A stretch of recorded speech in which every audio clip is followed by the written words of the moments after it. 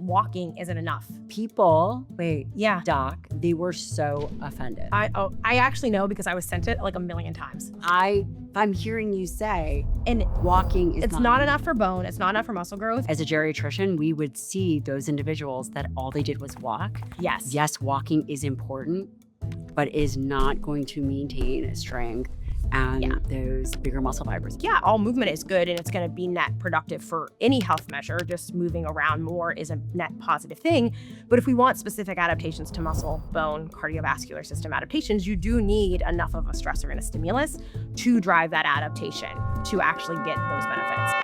Everybody knows it's not enough. Walking should become a baseline, not a physiological stressor for that exercise adaptation, right? I'm sure you've heard like the new term is power-penia, and we start to lose power. Have you not heard of this? Okay, so we start to lose power faster than we lose strength as we age. And that's like your ability to catch yourself when you fall or get up out of a chair quickly. Do you think that's because people are not training power?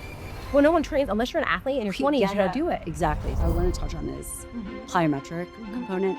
Do you think that everyone should be doing some kind of plyometric? So the two things that bone responds to very well is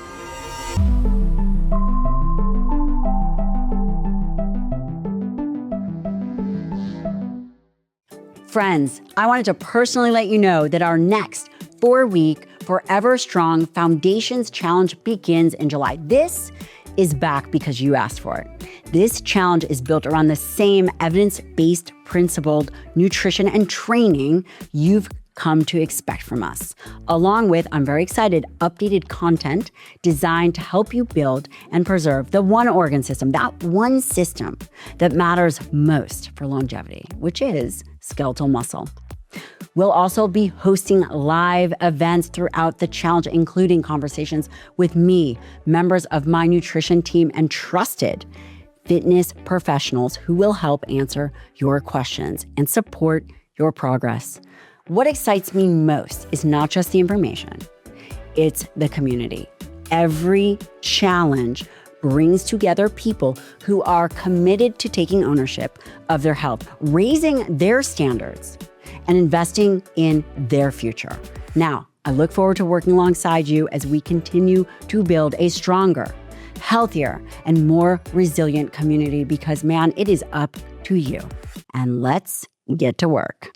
Have you ever been confused about training? Should you do cardio? Should you do strength training? But cardio blunts your strength training gains. Listen, this is just one example of the information that spreads and confuses people. Dr. Alyssa Olenick is a PhD that focuses on exercise metabolism and sex differences. She did her postdoc in menopause and metabolism. Also, she's personally run 17 ultramarathons while maintaining competitive weightlifting.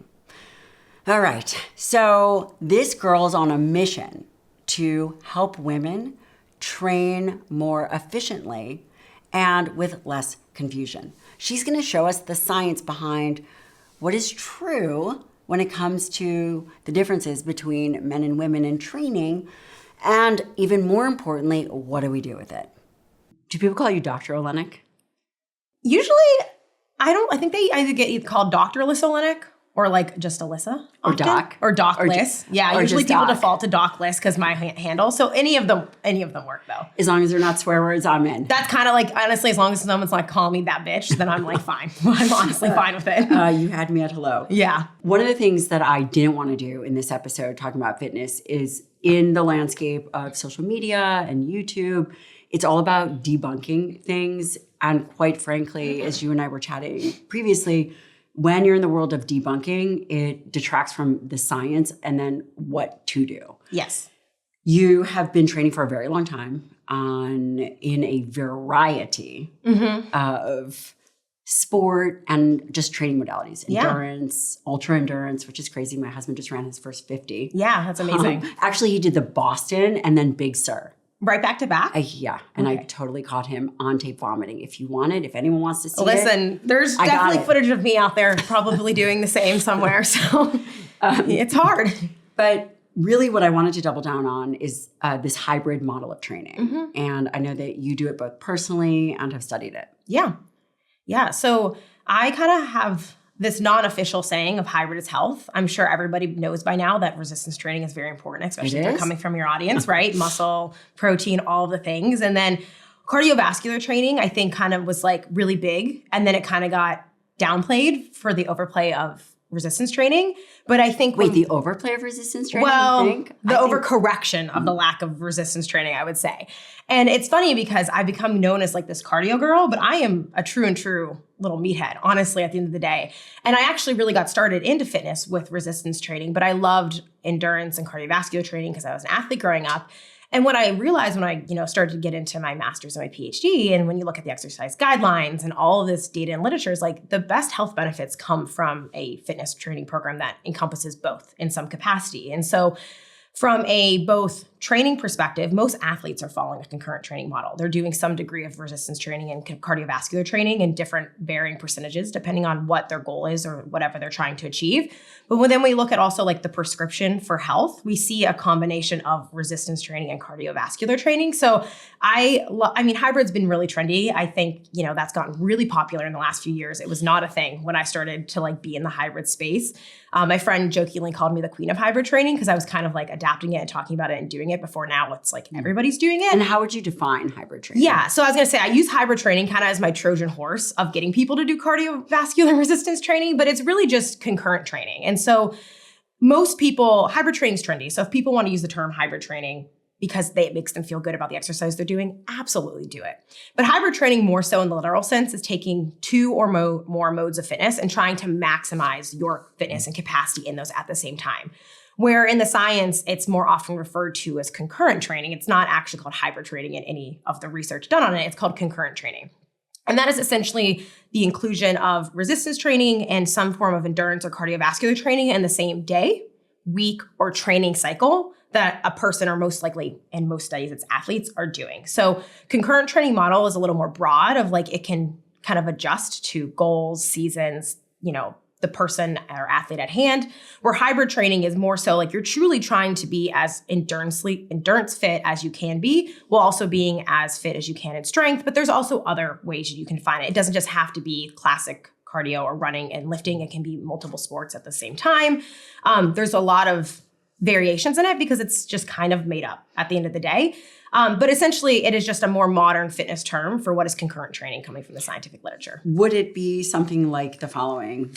A newbie to training is lifting 3 days a week and then doing 5 days a week of cardio. Yeah. Would that be considered concurrent training? Yeah. Yeah. That would be considered concurrent training. Yep. When you talk about the hybrid athlete, would that, because as we sit here and we chat, you and I have been into fitness for a really long time. Yes. But the reality is, if someone is coming to listen to this podcast, they are probably interested in fitness, or maybe they've been doing it for a long time, but overall, people are not training. Yeah. And as someone is sitting here thinking, okay, well, if I'm a beginner, how do I think about the foundational science and then apply that to real life? Yeah. So that's where I kind of like to give the disclaimer about hybrid being like kind of intense. And if it feels off-putting to beginners, I'm like, you don't have to identify as a hybrid athlete. It's just a model of fitness it's a more friendly term than concurrent training. If you say concurrent training, no one's stopping their scroll, right? They don't care. But if you're an absolute beginner, I have a stance in my fitness philosophy that I love beginners and I want to get to them before everyone else gets to them and gives them all the things that distracts them.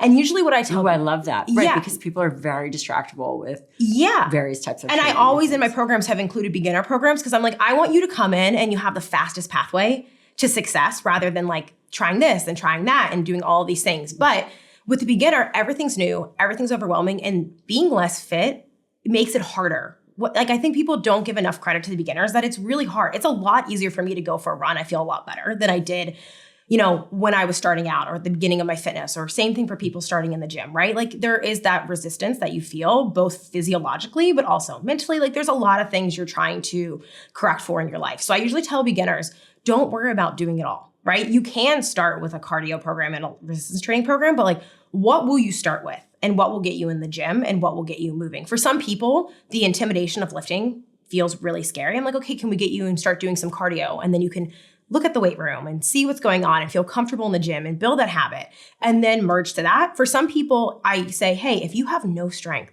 no baseline capacity, no muscle, you're going to be okay if you don't do cardio for the first, month or two while you build that skills and that foundation. I think there's this idea that, well, if you haven't been doing it, well, now you need to do it perfectly tomorrow or it doesn't count. And I don't have that philosophy. I think beginners should start where they're willing, what feels the most realistic, most accessible, but then have a plan long-term to start integrating the two together. Because we know that muscle, obviously anyone listening to this podcast knows muscle is really, really important for health. We want strength, we want power, we want bone density, we want capacity.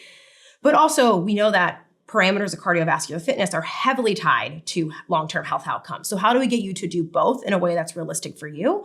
But then also the beginner, you don't have to think about like, well, what's that high-end, even recreational athlete doing? You might never need to be there to improve your health or fitness, but how can we get you to model those things in a scalable way that's realistic for you and you can do, but then also knowing that you always have the option to scale up. I think a lot of beginners are like, oh, I'll never do that thing. And then 1, 2, 3 years down the road, they're like, I want to try the high rocks. I want to try the half marathon. I want to do the powerlifting meet. Yeah. And those are all would those be considered hybrid type athletes? Maybe the cross. I think, what is it called? The hybrid? The high rocks? The high rocks. The high rocks. That's right. Yeah. High rocks are, they get a lot of slack for not being truly hybrid because they are very heavily endurance focused. Yes. It's a very endurance heavy race. It's a running race if you ask me, but most people training for that usually are doing some sort of resistance training because you need a baseline of strength to push that sled or to do a bunch of lunges, right? But then you do need the endurance training on top of it.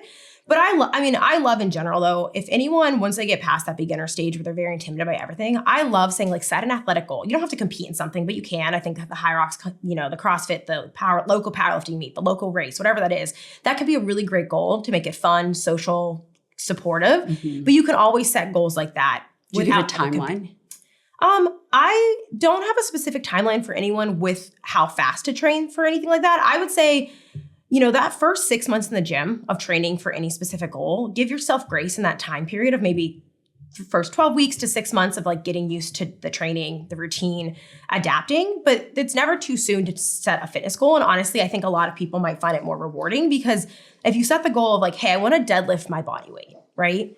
That's a great objective to work towards than just like, I just want to change my body or I want to XYZ, which can be sometimes not as fast of a process as we want it to be or as quickly rewarding. And it gives you something to work towards and it gives your training meaning. And then I feel like especially for a lot of women, it kind of, you have to train hard enough to get to that goal rather than doing some of those things that spin your wheel and just kind of, I don't want to say waste your time because all movement is valuable, but aren't valuable in the sense of moving you closer to like an objective strength or fitness But adaptation. Also, yes, all movement is valuable, but we know from aging data that if you are heavily reliant only on cardiovascular activity, your muscle fibers change. Yeah. You cannot maintain those type 2 muscle fibers. And as a geriatrician, we would see those individuals that all they did was walk. Yes. Yes, walking is important, but is not going to maintain strength and those bigger muscle fibers. And that's a big reason why I like people setting objective kind of athletic goals, even if they're not going to compete, because then it kind of forces you to train with an adequate enough stimulus. You have to have a stimulus. You have to have a hard enough stimulus to reach the goal. But then it can add an enjoyment factor to it, which is a big obstacle for a lot of people. But I'm very big on you have to have a stress or stimulus greater than what your body's baseline is at. And I think that a lot of people conflate movement with exercise with training. That's a really good point. Yeah, like there's a spectrum of movement to exercise to training. Mm-hmm. And I think that, and this gets really hard because everyone's like, well, everything's good. Don't shame people for what they're doing. I'm like, yeah, all movement is good and it's going to be net productive for any health measure. Just moving around more is a net positive thing. But if we want specific adaptations to muscle, bone, cardiovascular system adaptations, you do need enough of a stressor and a stimulus to drive that adaptation to actually get those benefits. And that reminds me of something that I hear a lot, and it's this idea of the interference effect. Mm-hmm. I'm going to read something that I pulled out, and the interference effect, which is the idea that if you're doing cardiovascular activity, that it's going to interfere with your muscle gains if you're doing them right within the same time period. And this has really been something that we get questions on a lot. Mm-hmm. The interference effect, which I would say has been the boogeyman of concurrent training. Yes. Since there was an original study, Hickinson in 1980 found that combining endurance and strength blunted strength gain in men. How should we think about that? And is that true? So I will give people the quick answer they want to hear. For most people, the interference effect is not really a big deal. Really high-end specified athletes or people with high training volumes, that's where that starts to become more important. Do we know that to be true though? I think from an applicable training standpoint, most people, if they're so detrained, that they're going to start to get fitter with almost anything that you give them over time. Mm-hmm. And there's been some like review papers that have discussed this theoretically. And my viewpoint on it is that, you can get fit at both for a while, but eventually there is going to be that degree of specificity that you're going to need to branch out, or you're going to hit a ceiling, right? Of like what you can truly achieve long-term. If you are pushing for an extreme capacity, right? Yes. And that's where hybrid training is different than specified training, right? Like a hybrid athlete was someone who's trying to maximize both, but they're always going to be sacrificing some degree of their strength or some degree of their endurance versus the pure endurance. The guys that just ran sub 2 1-hour marathons, they're probably strength training to support that, but they're endurance athletes. Do you know how how much Kipchoge weighs? Oh my gosh.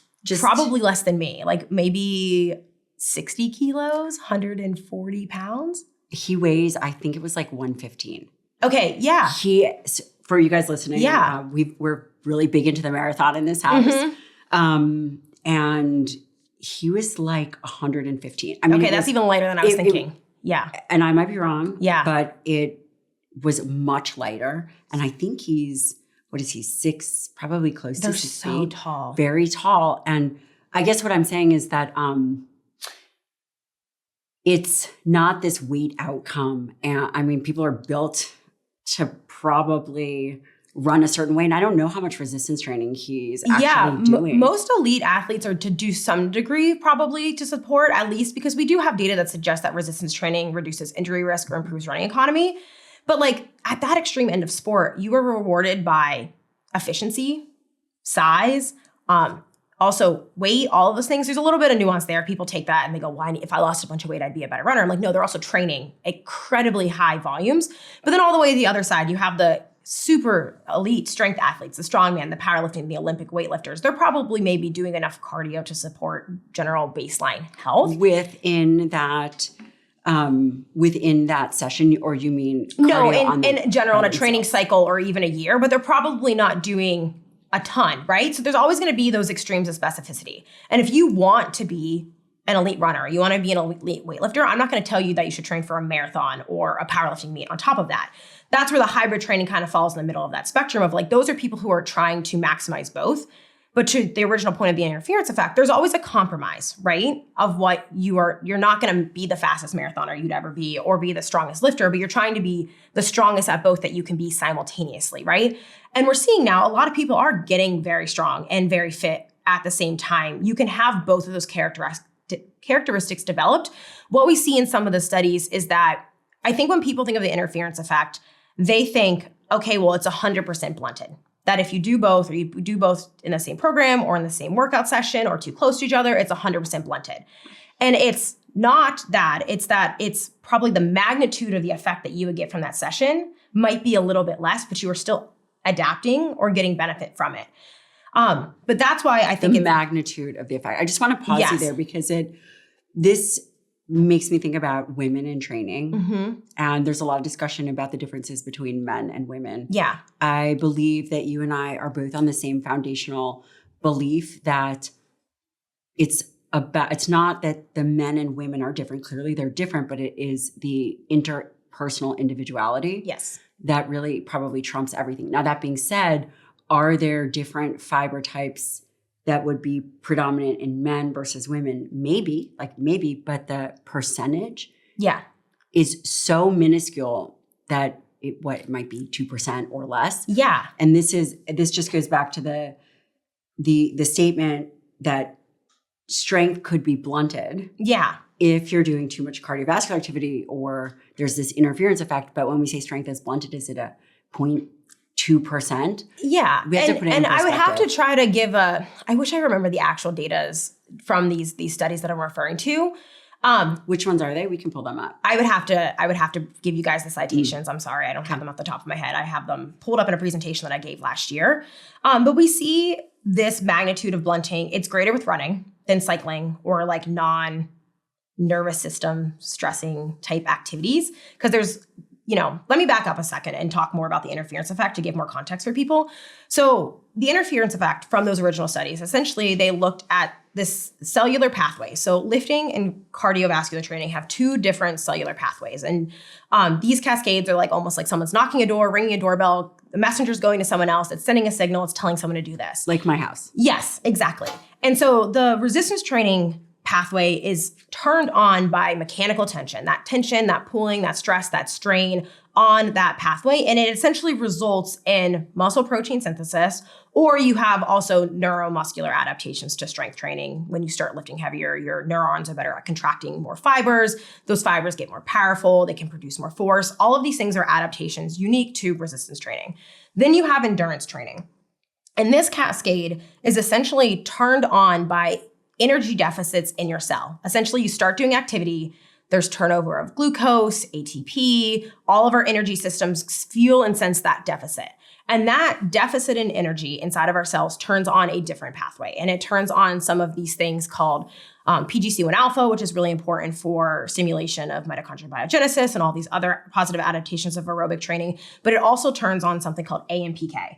And AMPK essentially is like the neighbor kid messenger that goes and then locks the door to the house so you can't get into the resistance training house, essentially, if you want to play on the kids and house craziness.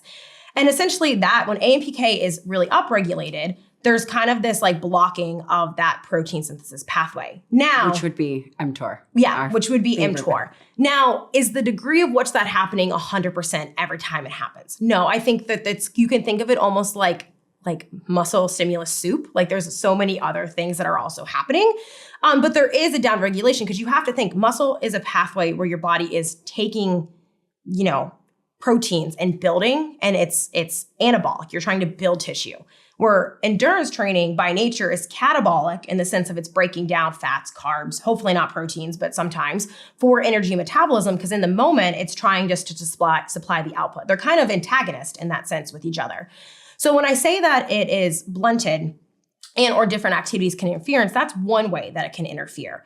I'm a little bit more of the take that most of the issue for most people comes down to central nervous system fatigue. So there's carryover of fatigue from an endurance training session that then when you go to the gym, you're not able to lift as heavy or as high of percent of your 1 rep max, or your power output is lower. So therefore the net productivity of that session might be slightly lower because you aren't able to push as hard. So I want to pause you there because I think it's really important. Yes.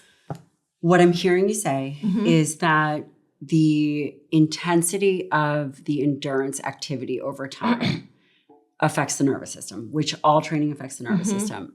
But some training definitely seems to have nervous system impact that is bigger than others. Yes. We agree. For example, like yoga might have a lower impact on central nervous system fatigue.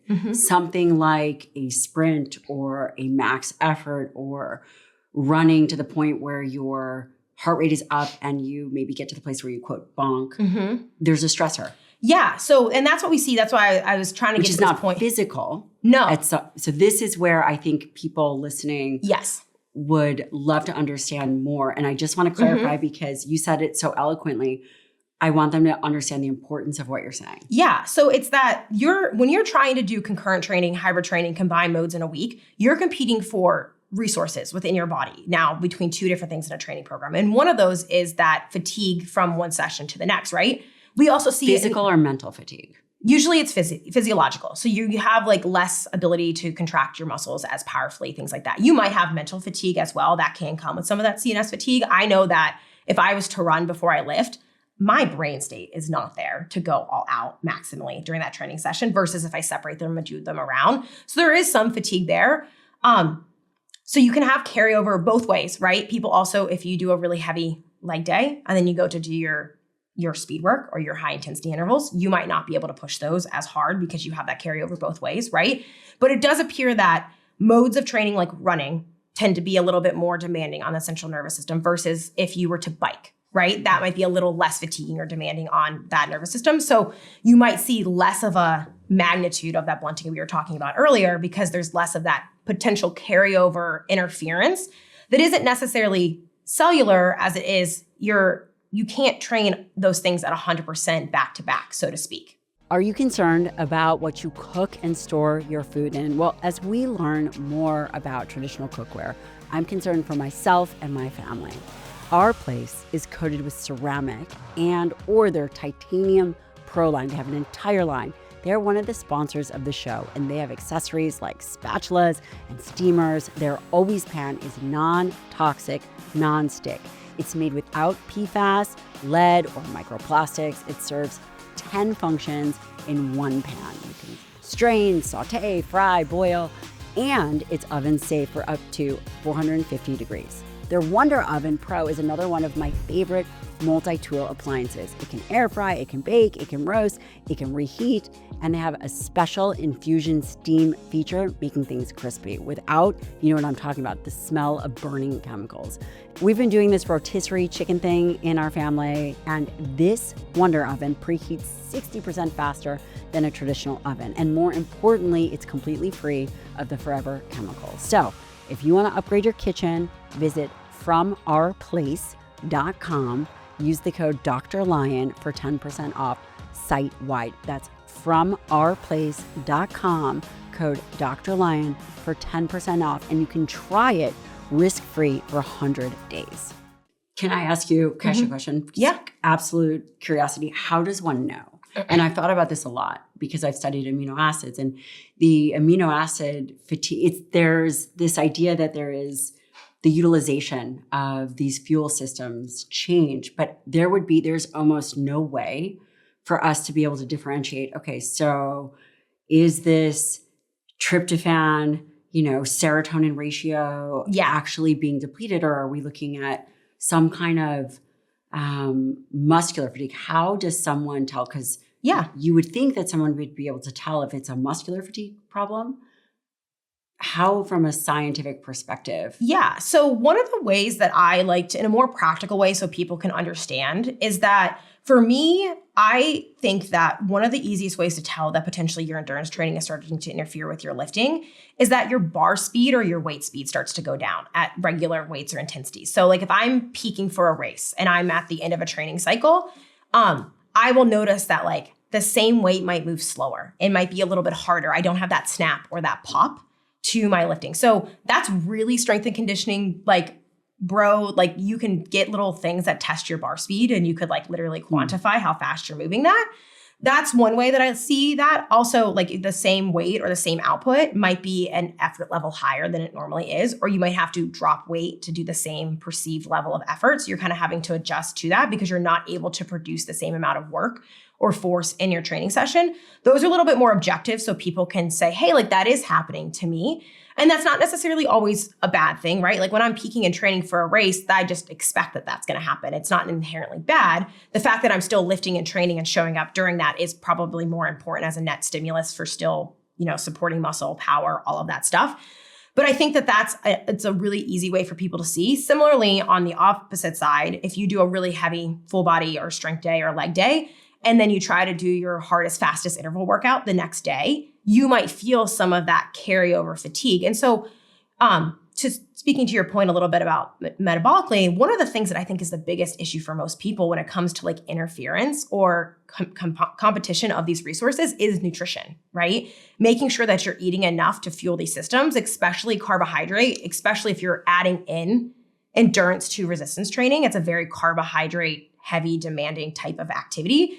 And I think for, your audience who's very concerned with protein and muscle turnover, carbs are protein sparing. Also, your body isn't going to want to pull from carbs to fuel anything or recover from or break down muscle tissue if they have enough of that, right? So it's a big piece in recovery there. And I think when I say that, people think, well, overeat carbs. Well, no, carbs are necessary based off your activity level. Like the more you're doing, the more carbohydrates you're going to need.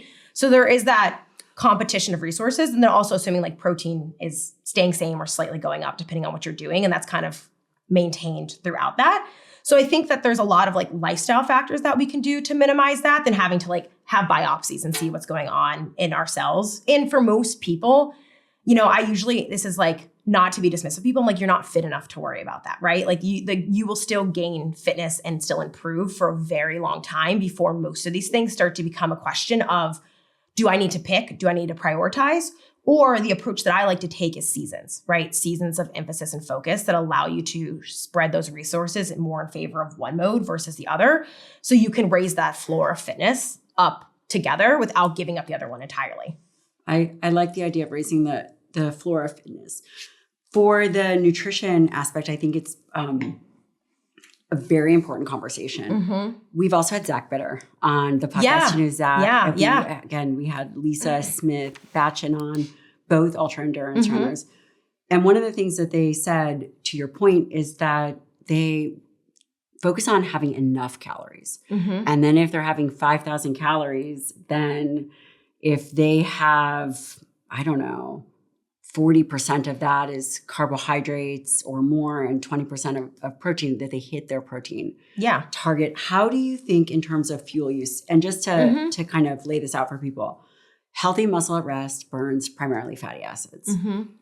If you are unhealthy, if your muscle tissue is, what is a good word, compromised, then you force it to burn glucose. If you are sedentary and you are overeating carbohydrates, you are in a position while you are sedentary, you are forced to burn glucose. This is not ideal. Yeah, absolutely. But as you train, in a healthy muscle, the more and longer that you're training, the more carbohydrates that you would utilize. Yeah, so energy metabolism in exercise and our muscles works on a spectrum of intensity or duration, right? So for most people listening to this, you're probably not going to do so much endurance that it starts to kind of cross over and switch in favor, but you might be. So we can get to there. Yeah. I mean, we've got, you get it all. Just for perspective, this podcast, which what I think is so amazing is that we have the general population who are really interested. And we also have a lot of scientists. Yeah, that's true. That listen to this. And then we have a mix of athletes and also military. Yeah, that's true. And they are going very long. So what I love to do is I always love to explain for the lay person, then the athlete, then the scientist. Yeah, I can absolutely do that. So when we think about metabolism in our muscle or in our bodies during exercise, essentially it works on a spectrum of intensity and time. So at rest in a healthy muscle, healthy individual, you are, using a lot more fat for fuel. You're oxidizing a lot of fat. Your body has a ton of oxygen available and you need oxygen to metabolize fat. And that point is important. So we can explain later how fitness interacts with this. But then as exercise intensity goes up, both fat and carbohydrate will kind of go up. I know you just did your whole podcast with Tommy Wood and you talked about fat max a little bit and some of that stuff. And so your fat oxidation and carb oxidation will both go up. But at one point there's this whole thing called a crossover effect. And essentially your body gets to a point where it can't keep up with doing both, or there is this like cellular interference between carbs and fats, that different signals for your body will be like, hey, okay, we can't keep up with fat oxidation right now. It's too energy costly. We don't have enough oxygen. We're moving too hard. There's too much lactate, whatever the signal is going on there. And then what happens? And then you'll switch to predominantly carbohydrate oxidation because carbs are really easy to break down. You can break them down both anaerobically without oxygen and aerobically with oxygen. Also, there is a lot of lactate production that starts to happen as you get more and more intense, which allows your body to keep doing carbohydrate metabolism to a point until you can't do it anymore. So the more intense you get, the more you will go to essentially 100% carbohydrate oxidation. And that's just when we think about the sheer relationship between intensity and that. So if you were to do a classic VO2 max test in a lab, you would go for 8 to 12 minutes running progressively harder or biking progressively harder until you couldn't go anymore. And you would see this metabolism shift across this. But it will also shift with duration. So if you were to go do like a long run or a long bike or a long endurance walk, whatever it is for the people listening here for that, you will predominantly, if you're doing a really long duration activity, you're going to be using a lot of fat oxidation. That's a favorable adaptation because you're usually not able to sustain a high intensity for long periods of time. You can usually only sustain high intensity for very short periods of time. But metabolism doesn't work in silos where you're only burning carbs or you're only burning fat. Your body can dynamically shift between them or oscillate to kind of what it needs to supply it or what's available in the bloodstream. So what you're taking in if you're eating during activity. So you will use a lot of fat during that activity, assuming it's like low to moderate intensity where fat oxidation still can kind of happen at a large amount. But gradually over time, you'll start to deplete your glycogen levels in your muscle cells. You'll start to kind of shift towards, depending on if you're taking in nutrition or not, you'll shift to preferentially using a little bit more glucose as you go, or having to rely more on fat oxidation because you don't have enough glucose available. But then usually you'll start to slow down or bonk or kind of hit that wall. So these things are kind of dynamically happening in our bodies. But the reason I brought up the oxygen thing earlier is that this differs person to person, right? This ability to oxidize fat for a long period of time during exercise, or when that crossover happens, or something that people might hear of the lactate threshold. A lot of these are just indirect physiological markers of talking about what's metabolically happening in the muscle and what we can do. And can I ask you a question before we continue? Is this a training adaptation, or is there a genetic component to how someone utilizes fuel? Yeah, so a good example of somebody, like we just talked about the elite marathoners, right? Those guys probably preferentially are born with a ton of type 1 muscle fibers. So they're going to be more predominantly, probably off the get-go, predisposed to mitochondria, fat oxidation, all of those things, but they're probably not going to go and become like an elite powerlifter, right? With really powerful type 2 muscle fibers. So there is that genetic component of what's the muscle fibers that you were born with, right? What are you disposed to adapt to and respond to? So there is a little bit of that, right? Not all of us are going to become world-class athletes in whatever modality that we want to do, right? Yeah. I really wish. Yeah. So there is that little bit of that underlying genetics, but I really like to, in the genetics conversation, acknowledge for people that like everybody will adapt to the stressor of exercise. Like even if you're not going to be, your ceiling is genetically determined, but your ability to adapt at all isn't something where it's like, well, no, you just don't adapt to anything. You might need slightly bigger stressor or more than somebody else. Like there's hard gainers in lifting versus people who might not be as cardiovascularly gifted off the get-go. But with enough training, you can adapt. It's just that ceiling. Like we're not all going to get a VO2 max of 90, right? Like we're all going to hit that at some point. And the fuel utilization. Yes. Is the fuel utilization, because there's a lot of discussion in the space that men and women utilize fuels differently. Again, I'm sure that you've heard that. Yeah, we can talk about that. So let me first go back to my point of that adaptation to fuel utilization that is trainable in everybody, right? For everybody. To the same extent? Give or take, right? Obviously, some people are going to be able to become, because you're going to have a higher VO2 max, you're going to have a higher ceiling of that and all of those things. Like the amount of energy per minute those guys in those marathons are burning is astronomical for what their bodies can keep up with, right? Not everyone's going to be able to do that. But everybody can shift their ability to burn or oxidize or use more fat during activity. And so that crossover point of when those two cross over, or for many people, their lactate thresholds, or we've talked, a lot of people hear about zones, which are just indirect measures of like physiological points. We had Martin Gabala on there. He's like, yes, zone is different for everybody. Yes, no, exactly. Yeah. And so you, with training, all of those thresholds can shift, and your ability to oxidize fat will remain for longer during physical activity. And that is a positive adaptation, because for athletes, that preserves your depletion of glucose and glycogen in your body, which is a good thing. But also it's a marker of that underlying adaptation that is both, more capillaries being able to deliver more blood and more oxygen to your mitochondria and your tissue. But also, what most people care about is that you either have more or more efficient or robust mitochondria that are able to use that oxygen, because your aerobic fitness and your metabolism, they're all interlinked, are dependent on your ability to deliver oxygen and your ability to use that oxygen when it gets to the muscle cell. And mitochondria are what using that for energy production. So that is a trainable characteristic. Sedentary people, both men and women, who do endurance or cardiovascular training and get those adaptations at the muscular level. There's, of course, heart and capillary and vascular. No one cares about that. Everyone cares about the mitochondria, right? No, we just care about muscle. Yes, and inside the muscle. But you can think of the mitochondria as the little engines in the muscle. Like my whole, to put a pause in it, my whole approach to hybrid training is like build the car with the lifting and then build the engine with the cardio. Like that's the way I think about it. So the more you have of these mitochondria, the better you are at being a fat burner or fat oxidizer. And that is positive adaptation for metabolic health. Totally. And aerobic cardiovascular output, right? So like I know you guys talked about on that last podcast, metabolic flexibility. That was my whole dissertation topic actually, was metabolic flexibility. And it's essentially like, can you switch between carbs and fats when it's necessary, right? Burning carbs isn't inherently a bad thing. It's just about, are you burning them when you could be using fat or at the wrong time at rest, right? Like that's not a positive adaptation. But the more you train, the more you're able to increase your fat oxidation at higher intensities. So you can sustain a faster pace, a faster power output, a faster speed, and still be using fat oxidation, which is good because then you're not depleting, relying on carbohydrate. Those elite runners, I know we keep coming back to them, the point of which they can metabolize fat still, or their lactate threshold, is so close to their VO2 max, right? It's crazy how close that is compared to us regular people, right? But we can still shift that forward with training, and we see that. But then when we talk about the men and women conversation, there is the underlying narrative that women have more type 1 fibers and they're better fat burners, so therefore they're always better at this. And that also isn't entirely true because training status also matters for women. It's not like, I think it's pushes this narrative that a sedentary woman is somehow metabolically healthier or better than a male counterpart just because she has estrogen. And that's not entirely true. I've never even heard that. I feel like that's like almost the narrative that gets pushed is like, well, you're a woman, so you're better at burning fat. And so you have more type 1 muscle fiber. So it's metabolically more favorable, but there's still a training. If someone is sedentary, that's a disease state. Yeah. And to your point, which I think is of interest to this community and also the scientists in this community, if Brett Goodpasture or whatever come on this podcast.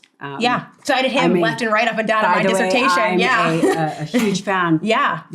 Where fat is stored within the muscle as it relates to the mitochondria, it's the athlete's paradox. Yeah. And what you're saying, what you were talking about, which I think is so valuable, is that the fat location within the muscle is close. If you are training and you become well trained, then the fuel source of fat is close to the mitochondria within the muscle. Because it wants to be able to readily pull it out. Yep. Exactly right. And that serves individuals even if they are not training. So if someone is well trained and then they are just living a life, they are more healthy than someone who is sedentary where there is fat infiltration, not necessarily close to the mitochondria. It is within tissue. It's within connected.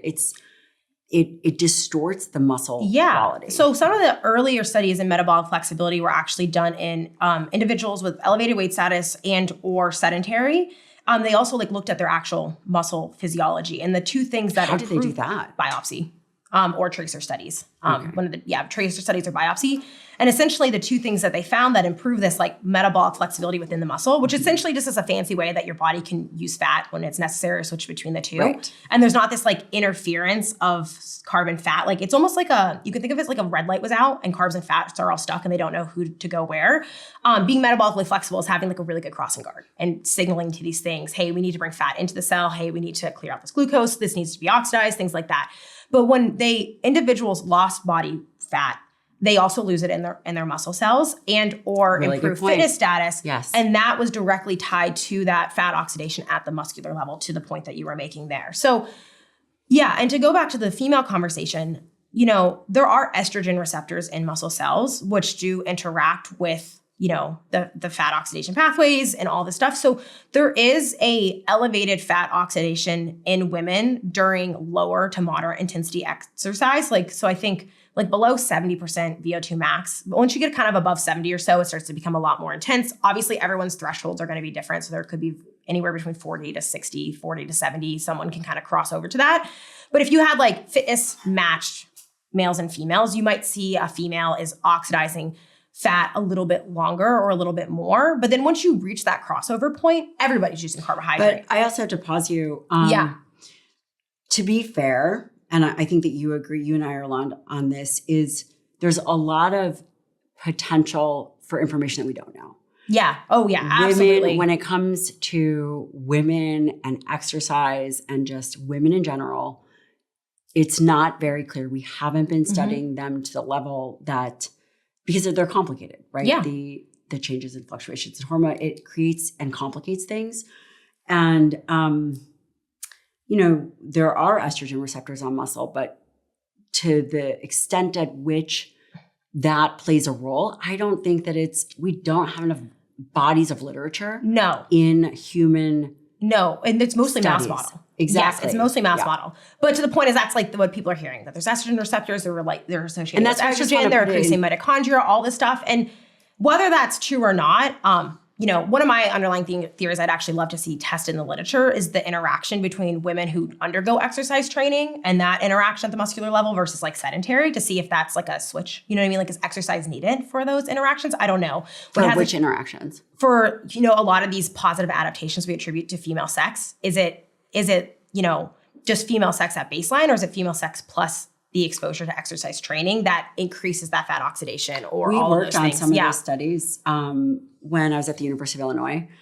And Don Lehman did some of the first studies on postmenopausal women. Yeah. And also women just in general with diet and exercise, meaning it was calorie controlled, isocaloric, we fed them. Yeah. And then there were the exercise inputs without hormones, right? Postmenopausal. And it was really the resistance training, which was the biggest driver. Yeah. And then obviously the isocaloric diets with higher protein. Yeah. Those people did better. Yeah. Everything got better. Yeah. And because we've seen that in some of the metabolism exercise science studies, like you'll have sedentary groups of women versus trained, and the trained women always have greater fat oxidation. Yeah, it's across the board. It's not just, So you might see some of that, but honestly, that's where, a lot of people, okay, if there are these baseline general physiological differences. I mean, there are, right? They are. There's no. Yeah. I mean, women have more estrogen. At some point, they lose it. It probably plays a role.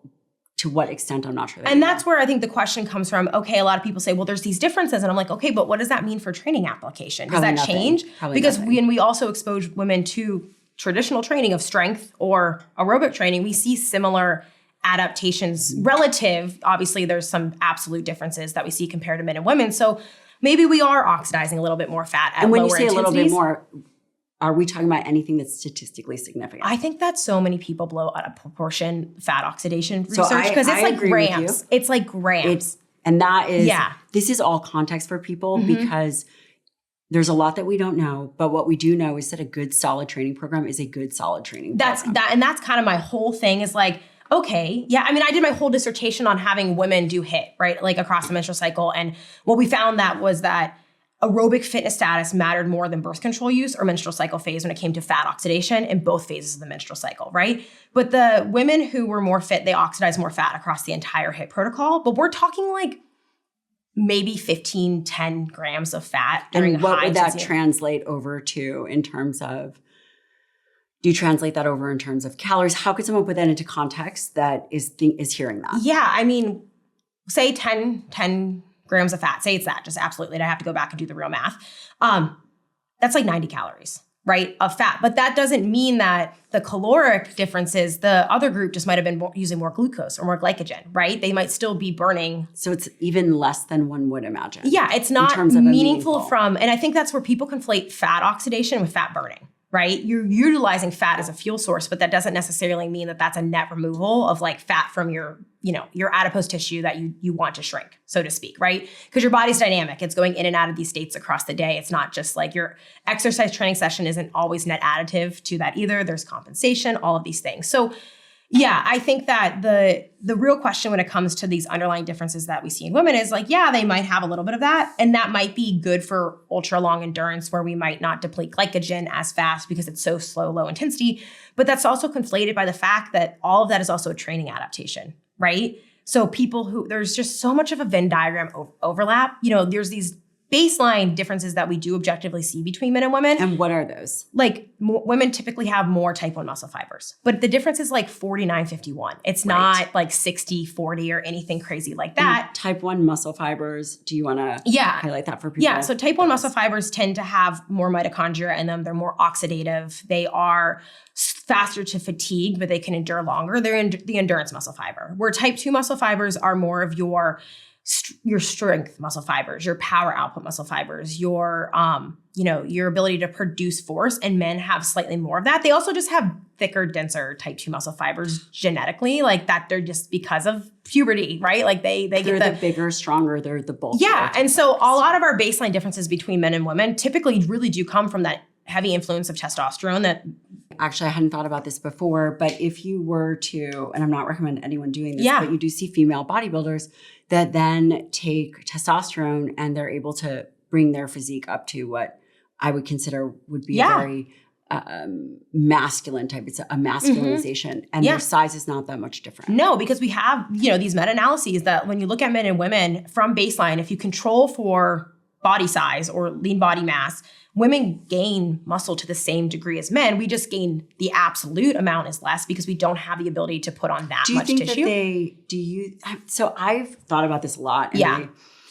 And I feel like it's a really difficult conversation in the way that just trying to think about it. For example, I will look at my husband, who is just this massive human, and he's running marathons. He looks at a weight and he can put on muscle. I mean, probably less now because he's so well-trained. Yeah. But for me and you, I think that even if our training was perfect, it just seems as if it might take us a little bit longer. Yeah. I think that some of the bigger gaps for women, there might be some of those difference in physiology because the testosterone is just because it's so physiologically greater, right? Versus like even within women. But you would agree that it would be, because I hear that people can, or men and women can put relatively the same amount of muscle mass on, but scientifically it doesn't make sense in the way that they just don't have as much. I think a big difference though too is we also have to consider like the social factor. Like I actually look at a weight and put on a ton of muscle, but I have been lifting since I was 14, 15 years old, right? So I got a way bigger head start than a lot of women. Like if I had $1 for every time a woman asked me, how do I get legs like yours? And I'm like, my dad's genetics and I've been lifting since I was 15, right? Like no one asked me that. Yeah, I know. I'm like, that's just the perfect combination of that. But I do have that bonus that I'm probably more predisposed to be a strength athlete than an endurance athlete in everything that I do. But I started lifting when I was 15. I think about the women who don't start lifting until they're in their 30s, 40s. They have also the lack of the testosterone, and then potentially, perimenopause is just a storm of other influences all at once, but they also don't have that training age, right? That long-term accumulation of that stress or that muscle that was built, especially since so much bone density and muscle is being built in your teens to your 20s and then kind of starts to slowly decay in your 30s on if you don't keep training it. I think that also adds an added effect for a lot of women who are maybe starting later in life that is genuinely harder. So I think it's a mix of a few different things because the studies, they're controlled, but also most of the studies are being done on college students, right? Because that's the people that they're able to get into the studies. They're not necessarily doing those trials on women that are 35, 45, 50 and comparing that necessarily.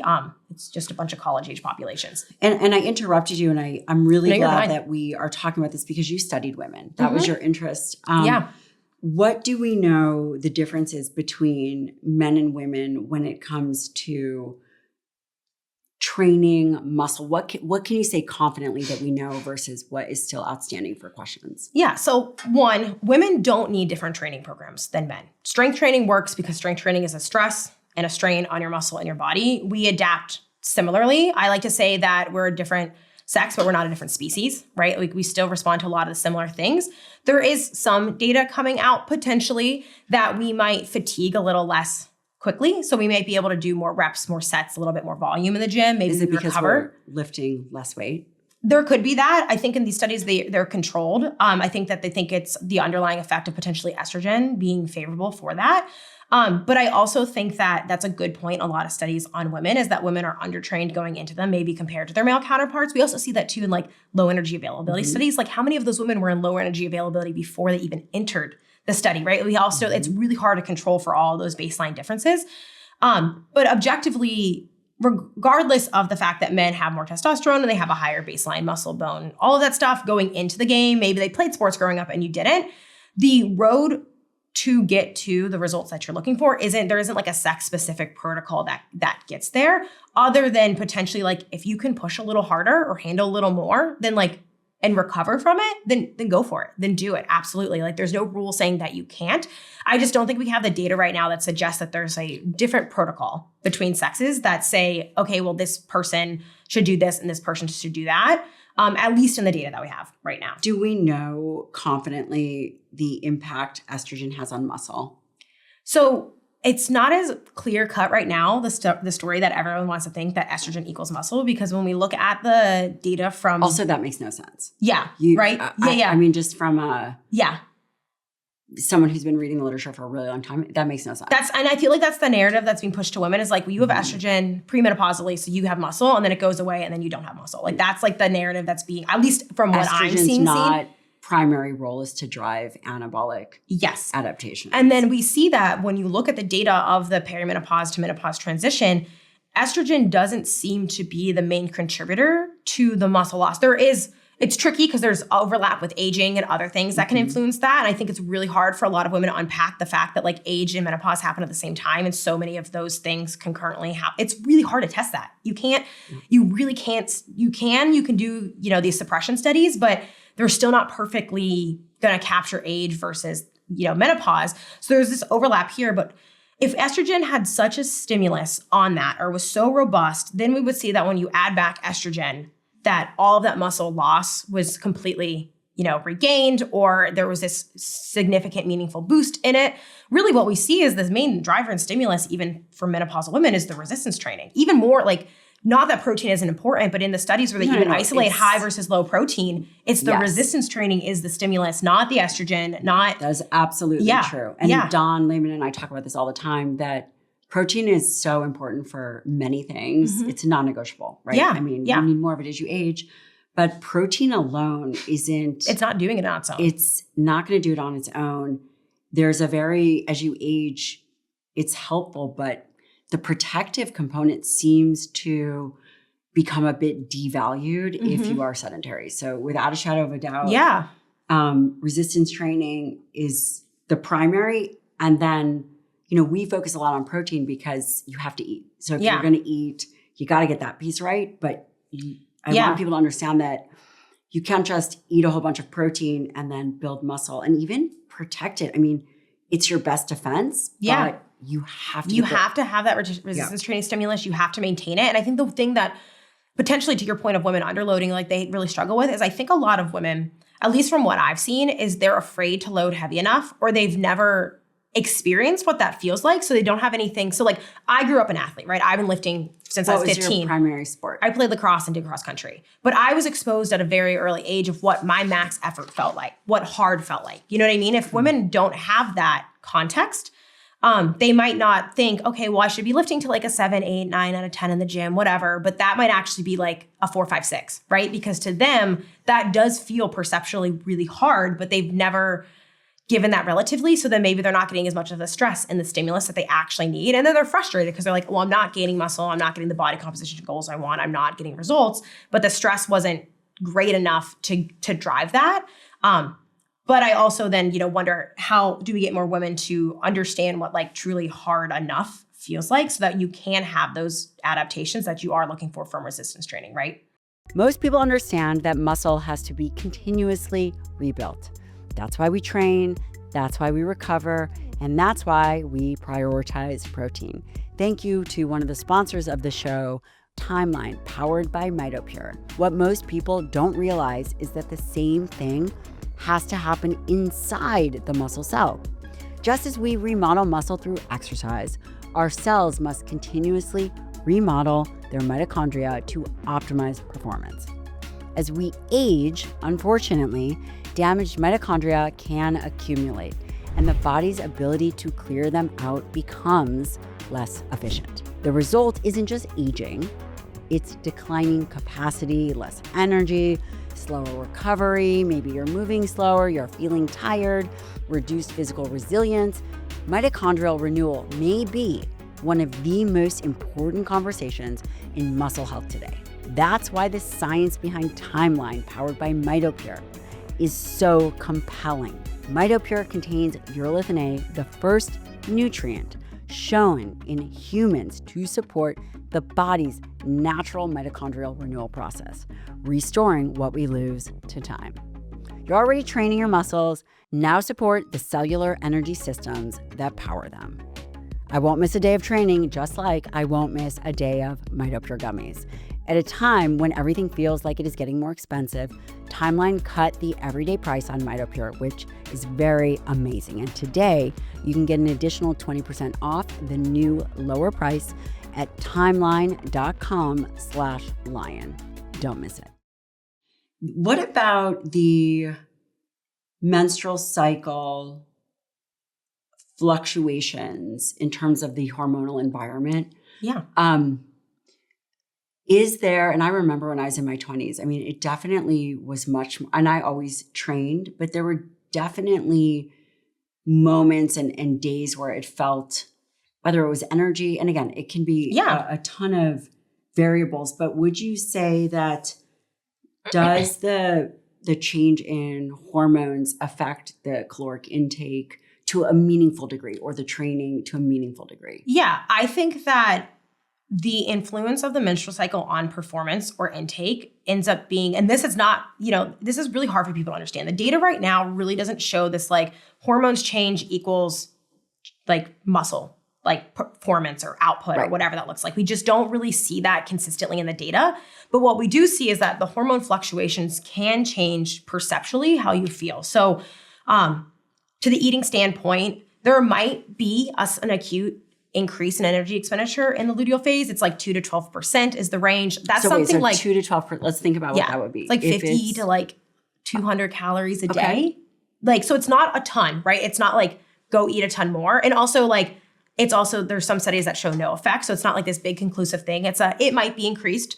We do see that women habitually eat more in the luteal phase and less in the follicular phase, the early half of the menstrual cycle. Whether that's because estrogen has a different effect on hunger and satiety versus the luteal phase affects digestion, slower motility, things like that, or energy expenditure. There's other things that potentially could be going at play there. But then when we think about also the changes in those hormones, really what happens is in that specifically late luteal phase into early menstrual cycle phase, where we do have studies that show, hey, there might be something going on here, decreased in performance. There's a few studies, they are smaller, but I really love them because they control for hormones and all these perceptual metrics.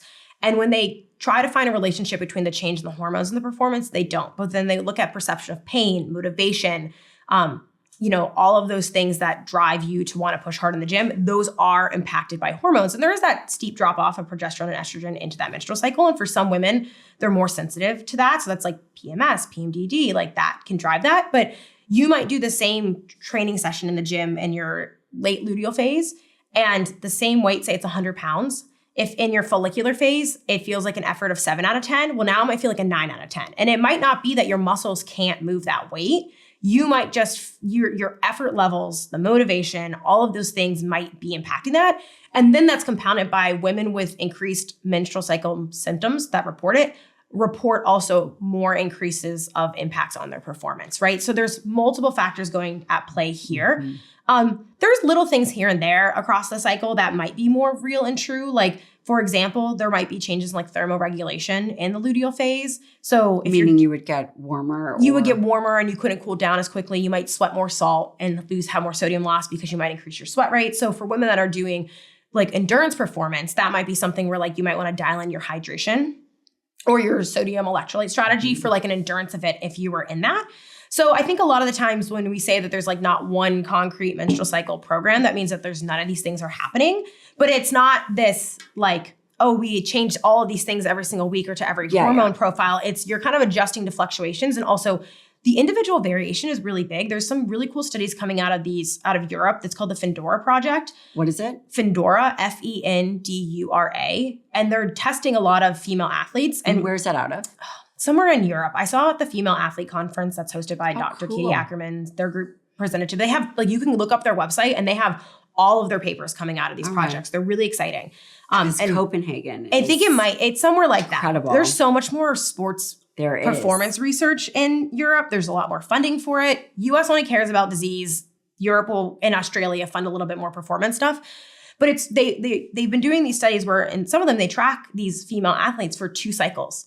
And they'll see like where the performance changes is different cycle to cycle, right? So it's not that I'm different from you or you're different from me or she's different from her. It's also you could be different month 1 to month 2. So I'm really big on like the tool set of like learning to adapt and listen to and adjust to your body. Because women do, like you said, you perceive it. I was a female athlete calling my mom crying because I'm like, I don't want to have to do suicides with cramps. This feels horrific. I feel horrible. And that's very, very, very real. And I want to say, so I'm actually working on my 3rd book. Yes. Okay. Amazing. Which is about strong women. Okay. Yeah. And, as I'm sitting here looking at just the scope out there, menopause, people are, it seems very defeatist. And then also, they talk about estrogen in the brain and all of these hormone fluctuations, just like you and I are talking about. Yeah. And then I couldn't help but think that if our mentality was trained up,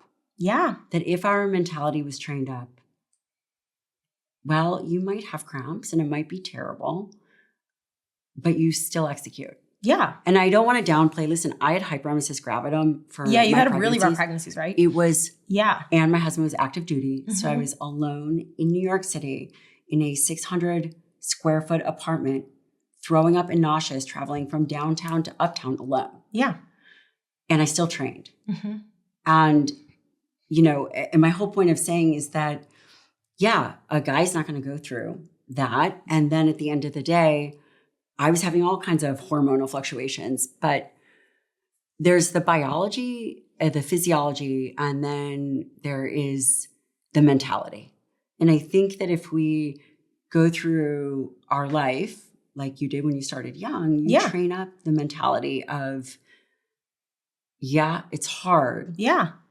And then you And I think a lot of that. women, again, to my point from earlier, like if you weren't exposed to that, just because you weren't a lifelong athlete like me or doing the things that you did, like you can still develop and train that, right? Like I have a lot of cognitive skills for doing the hard things because I did the hard things to do it, right? Like I just finished the worst ultra that I've ever finished in my entire life. I death marched the whole thing in.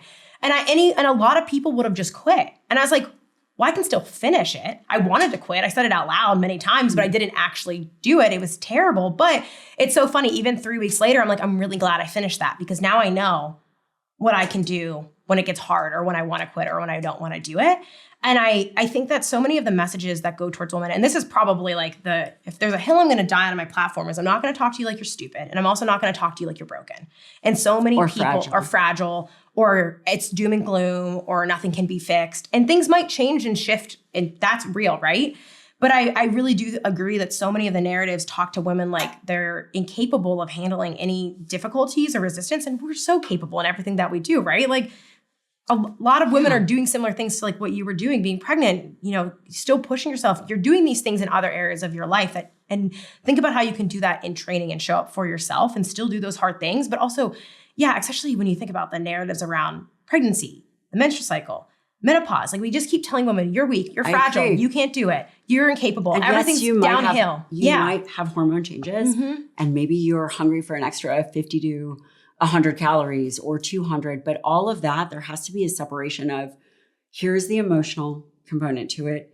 Here's the science. Here's what we know. And here's what actually your choice is. Yeah. Your own agency. And that's one of the reasons I was really excited to chat with you about it, because as I was listening to your interviews and reading some of the things that you write, that really came across. And yes, estrogen does play a role. And you were talking about progesterone, and maybe in the luteal phase, when your progesterone is high, you might be, I don't know, more risk adverse or want to train less or do any of these other things. But regardless, we still have to show up. Yeah. And I think a lot of people, I think they look for that reprieve and messaging that kind of gives them the permission slip to do less. And I really always like to remind women, I'm like, if you are having such a terrible day that you don't want to train, you don't have to train on day 28 of your cycle.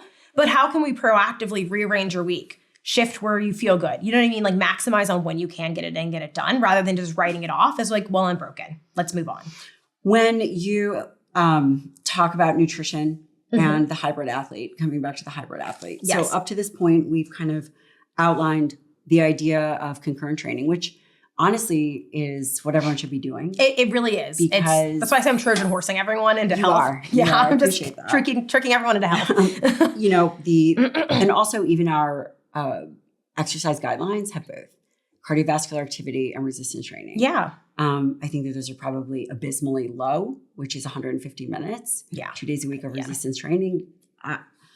I'm happy that we start there, but that's not where we want to probably end up. Well, I don't think a lot of people realize that that's just the first big jump in health impacts being decreased, but it keeps going when you keep doing more. Like I think that gets left. What do you mean? So essentially cardiovascular. The resistance training guidelines just got rewritten, and we could talk about those in a second because I'm very thrilled with the updates to that. But when we think about the aerobic training guidelines, that minimum of 150 minutes of moderate or 75 minutes of vigorous can be interchangeable 2-to-1, blah, blah, blah. Anyway, that 150 minutes of moderate to 75 vigorous is when you start to see the first meaningful decrease in risk of death, mortality, whatever word you want to use. That sounds really aggressive, or just like disease risk, like onset of chronic diseases, all of these things when they track people long-term. 150 minutes. Yeah. Or 75 minutes of the vigorous. But when you scale that up to 300 minutes of moderate or 150 minutes of vigorous, which can be kind of hard to get to that with the vigorous activity. Kind of the more you do, the more you kind of have to start parsing it out. And we can talk about that too. You still see another jump and decrease in those risk factors. And it kind of keeps going. Do we know that to be true, or is that epi data? It's all epi data. Yeah. So, but no offense to your husband. He didn't want to do epi data if it makes you feel any better. Okay, he wanted to be a physiologist. Okay. He wanted to be performance physiology. The Army chose where he went. Yeah, so it is epi data. You're just looking at these big data sets and like finding these associations of outcomes, which is a big reason for me is like, I'm really big, that's again, coming back to my objective athletic goals, is because like, I don't really care necessarily like how much you're doing is good. The more you do, the more you move, the better you're probably going to have net health benefits.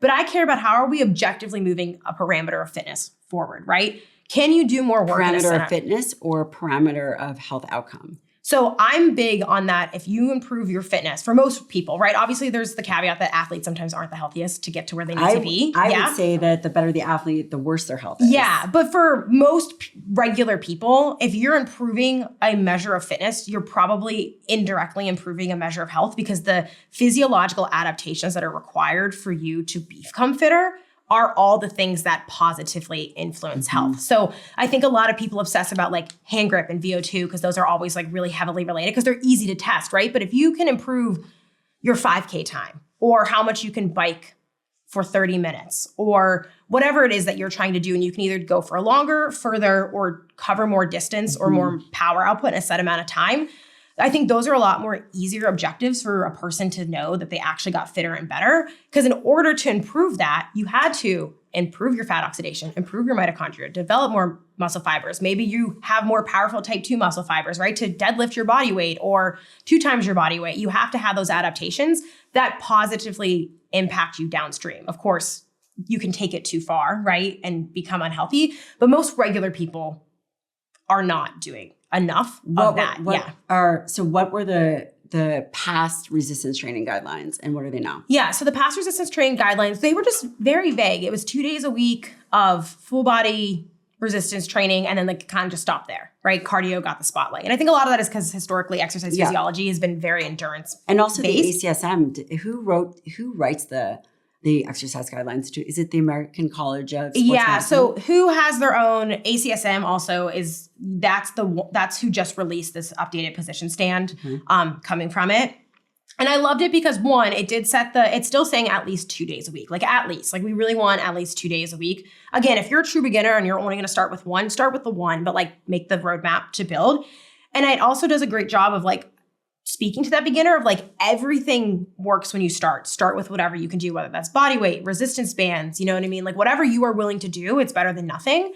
But I love that it started to parse out strength, hypertrophy, and power and defining those more clearly and talking about like how you actually achieve those versus just saying, go lift your whole body twice a week in 60 minutes. Do you remember what they are? I could probably pull them up too. Oh, I don't remember exactly everything off the top of my head because there's so many different parameters, but really like if we're going to break it into those 3 buckets of strength, power, and hypertrophy, which I'm a big fan of programs, including a little bit That's interesting. of all those. That's interesting that they break it down into strength, hypertrophy, and like what the literature suggests is like best for developing those. Again, they keep coming back to the fundamental thing that like doing something is better than nothing. We're not talking about that. Guys, no. Yes, but we want to do a little bit more. Yeah, I know. There's always they want to do more. They want to do more. So when we think about strength, I know strength is obviously specific to what you're trying to do, right? Like you can get stronger at reps of 10, you can stronger at reps of 15, but when we're thinking about like the true characteristic of strength of like testing your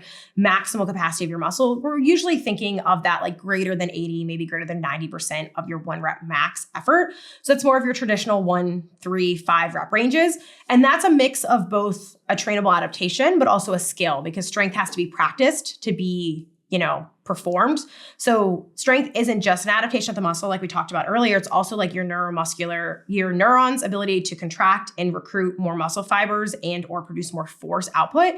And it's trained by practicing that, right? Like you kind of have to practice it to do it. So that's strength training. And there's a lot of benefits to strength training. You get a lot of muscle fiber recruitment. You want strength. Strength's really important. We lose strength as we age. And it's a kind of independent characteristic sometimes of muscle size alone. There is a pretty good relationship between having more muscle and being stronger, but strength can also be trained independently to some degree on its own. And it's important to train. But that intimidates a lot of people. So you can do it at like more moderate rep ranges or lifting heavy relative to like what you're willing to do. You don't all have to do 1 rep max powerlifting type Olympic weightlifting efforts to benefit from that. And then we have hypertrophy, which, historically hypertrophy got sold as you had to do like 8 to 12 reps. And that's the hypertrophy range. Hypertrophy has a pretty big breadth and depth. It's more so tied to volume, how much you're actually doing. So for example, how many reps and sets or total sets you're doing across a week of training and things like that. But the nice thing about that is like the threshold of when you start to see benefits from hypertrophy starts as little as like 2 to 4 sets a week. When you say benefits, how are you defining benefits? So people in studies who gain muscle from doing a training program, so they start to gain muscle tissue. So do you gain strength before you gain tissue? Yes, because the newbie gains will come through first. So you'll get those strength adaptations first. And that's why you get really strong the first like 6 weeks of lifting or whatever it is. But yeah, I mean, we have this like a minimum effective dose of like, you can kind of get as slow as 2 to 4. I'd love to see people closer into like 6 to 8, maybe 6 to 10 for a lot of benefit. We have some interesting studies in postmenopausal women that like a little bit more volume actually gives them a little bit more benefit. But the difference was like 6 to 8 sets. It wasn't like crazy. It wasn't like 6 to 20. It was like doing 2 more sets was like enough to give them like a slightly greater magnitude of benefit.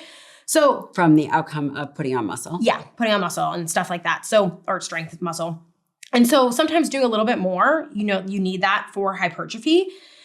But you can get hypertrophy across a wide variety of rep ranges. You can go all the way up to 30 as long as you get close enough to the effort level that you need. And you can go all the way down to strength.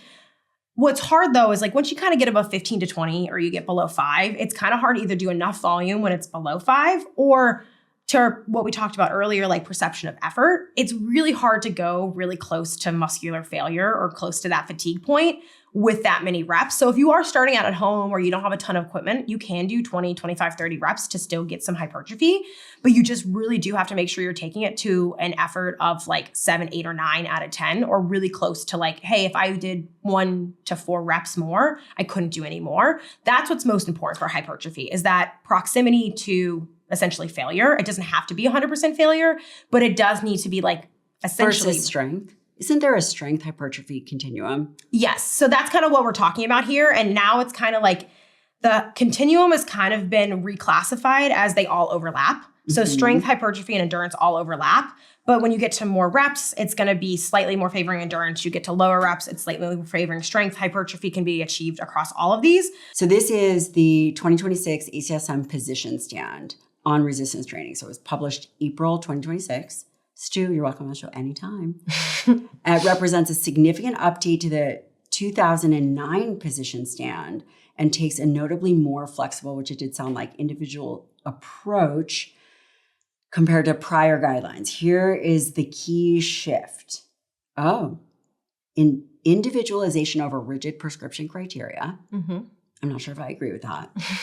It says that only 30% of American adults perform any muscle strengthening activities. 30%. And that's also like self-reported, and stuff that's like not really true formal lifting gets like factored into that. So it's probably actually lower. I know. Yeah. It's terrible. I know.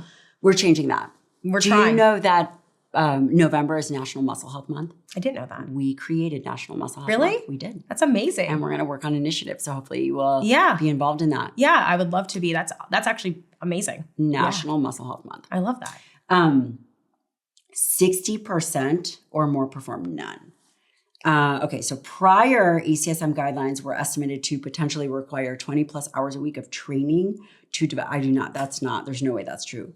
20 plus hours a week. That does not seem correct. No.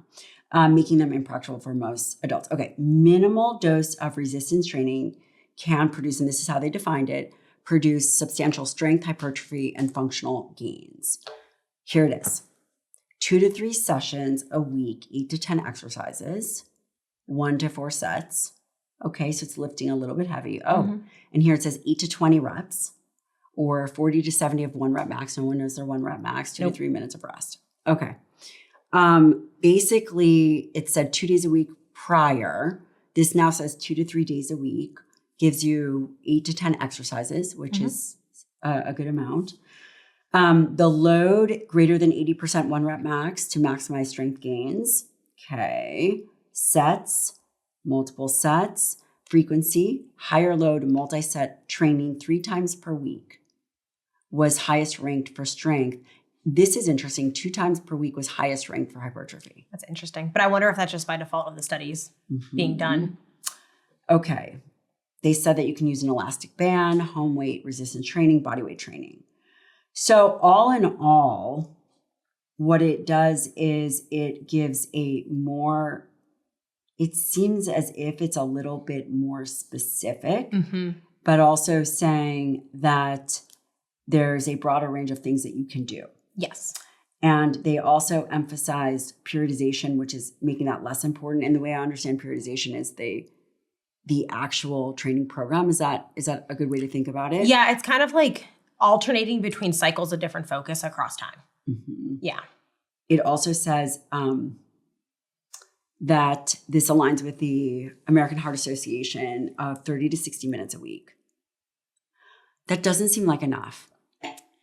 I think like people can get a lot done with 2 full body days a week if they are done intensely enough. It's kind of like the same cardio conversation, right? Like you just had in that last podcast is like, if you're going through the motions, it's probably not enough. But I think if you can do 2 days that are like really meaningfully, or 3 days that are like full body and they're actually taking them to strength or pushing hard. But I think that's the gap, right? For a lot of people is they don't take those days super hard.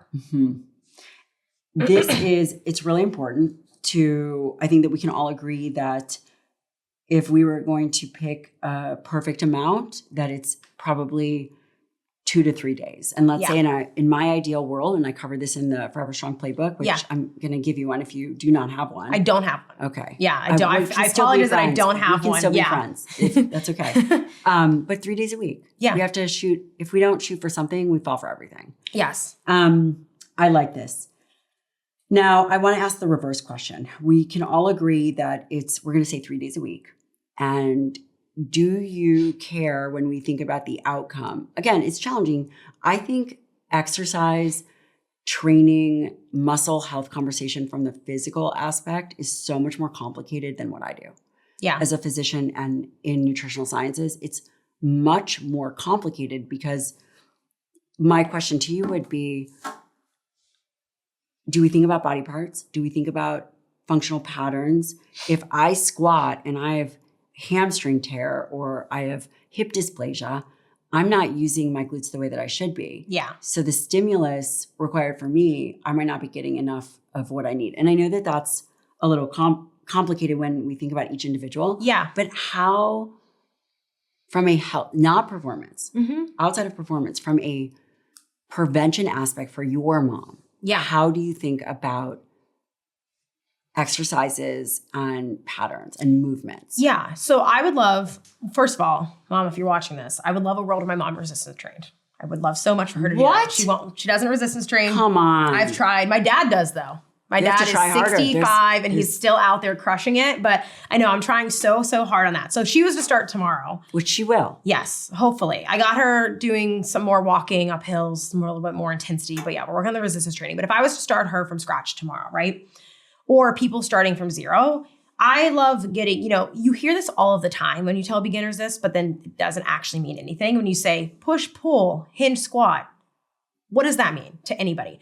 So realistically, you want to do something where you are doing a squatting pattern, bending at the knees, whether that's a leg press, a lunge, a step up, a box squat, a regular squat. Like it can be, from a health perspective, if you don't have a performance goal, it doesn't matter what mode you're doing, but you want something that is going to load your quads and your glutes within this parameter. And obviously a lot of people, like with squatting, they will say, I have knee problems, I have hip problems, things like that. You can adjust range of motion. But you agree, because as I think about this, when we say that you should squat, what is a good squat for a woman? I mean, I would love to see a world where every woman is squatting at least their body weight. Right, but Yeah. think about this. But Those numbers are so... There's no scientific data that says like this is the minimum of what you should achieve. This right? is a problem. This is arbitrary. We don't know. All of it is arbitrary powerlifting or bodybuilding got people classifying people by just like what's on average. But we don't know if there's like so. And that's why I asked you about the squat. Yeah. Do we know that? I mean, we could say that we want leg strength for walking, getting off the floor. We know that it's, for women, this is one of the largest places where they hold more of their muscle mass is actually their legs. So for insulin sensitivity. Yeah. But again, my question is, is there a reason that you think about that? Like why? So the one reason I really think about squatting and then hinging, which we can get to, is more like picking something off of the floor, bending at the hips. Is because those specifically, especially in women, load the hips and spine, which is where we see a lot of bone mineral density loss. So for women, I always really emphasize, and that's why like if women are going to go to the gym and they're just going to overemphasize leg days and booty days, I don't care because that's what's probably the most important thing anyway, right? Like I'm fine with that. Like you get your hip thrust on. You do you, girl, right? Because to your point, there's a lot of lower body. Women have more lower body muscle than they do upper body muscle. Our gaps in strength and muscle, they are slightly smaller than to men's. When we think about sex differences, upper bodies are more great. It is not based on training because people will say, well, men and women are relatively the same strength. Have you heard that? They have the same relative strength? Yes. I mean, do they? If we're talking about now mass and men have more mass. Yes. Then that doesn't, so there seems to be a bigger gap and disparity in the upper body strength between men and women than lower body strength. But also then in the studies that show like women gain just as much muscle as men, like they'll actually gain more relative upper body strength. But I also just think that's because women typically are under training before you go into those studies. So they're gaining more because they don't have that same training baseline going into it. But when I think about training in general for women, like, yes, I want women to train upper body, back, chest, shoulders. Like it's important to train your whole body.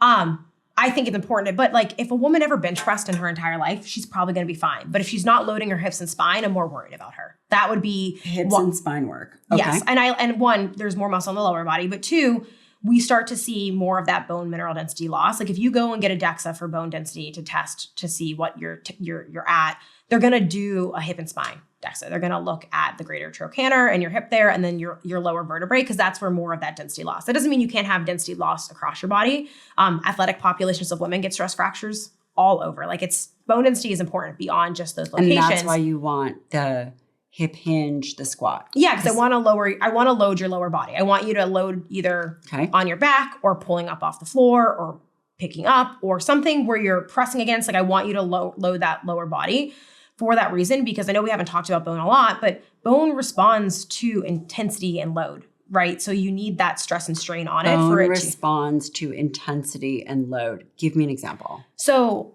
the two things that bone responds to very well is resistance training or power plyometric training, because it's putting a lot of force into the bone. And then in that stress signal of that force being put in the bone or the muscle pulling against it is what signals it to make more bone cells. People think bone is static, but it's actually very plastic. It keeps kind of regenerating itself or building or breaking down itself over time. And so that sends those signals to it. So something like walking isn't enough to put that much load and impact into the bone. I went on my friend's podcast, very dear friend, and I said, walking is not enough. And people, Doc, they were so offended. I actually know because I was sent it like a million times. But they're wrong. It's not enough. I'm incredibly rigorous about what holds a permanent place in my regular protocol. And thanks to one of the sponsors of this episode, Bond Charge Red Light Face Mask, earned it. Now, let's be honest. Between running a practice, recording podcasts, traveling, and raising 2 children, this is a full-time job. Okay, time is actively trying to age me, I am telling you, but I'd like to keep my skin as healthy as I can for long. But I'm not interested in spending a ton of money on trendy nonsense. What caught my attention is the science. Bond Charge uses red light at 630 nanometers and near-infrared light at 850 nanometers. These are wavelengths that have been studied for their role in photobiomodulation, a process that supports cellular energy production and healthy skin.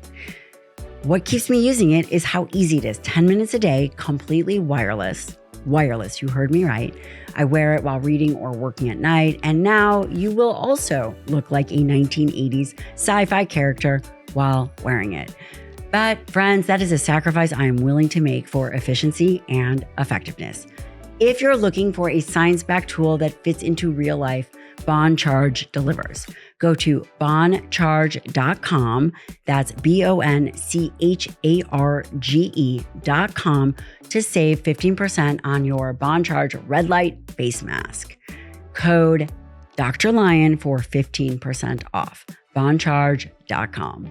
And my biggest thing is back to our whole conversation of agree, earlier. Right? If I'm hearing you say, and walking is it's not enough for bone, it's not enough for muscle growth. And my biggest thing is like when we think about improving cardiovascular fitness, if walking is enough to get you your heart rate elevated enough. Wait a second. Now you're making accommodations for we're not doing that. Guys, everybody knows it's not enough. Well, what I'm saying is that if that is enough of a physiological stressor that is putting you into those upper thresholds, that's a sign that you need to gain more fitness, right? Like that's kind of like it can be for some people really starting out, but that's a sign that over time, walking should become a baseline, not just this physiological stressor for that exercise adaptation, right? So yeah, swimming and biking too, that's offloading. That I feel like a lot of elderly populations get prescribed that, but that's not really bone loading. So we want to make sure we're having something that is like loading that bone specifically, especially women have higher rates of bone loss than males. They're more at risk for osteoporosis. And also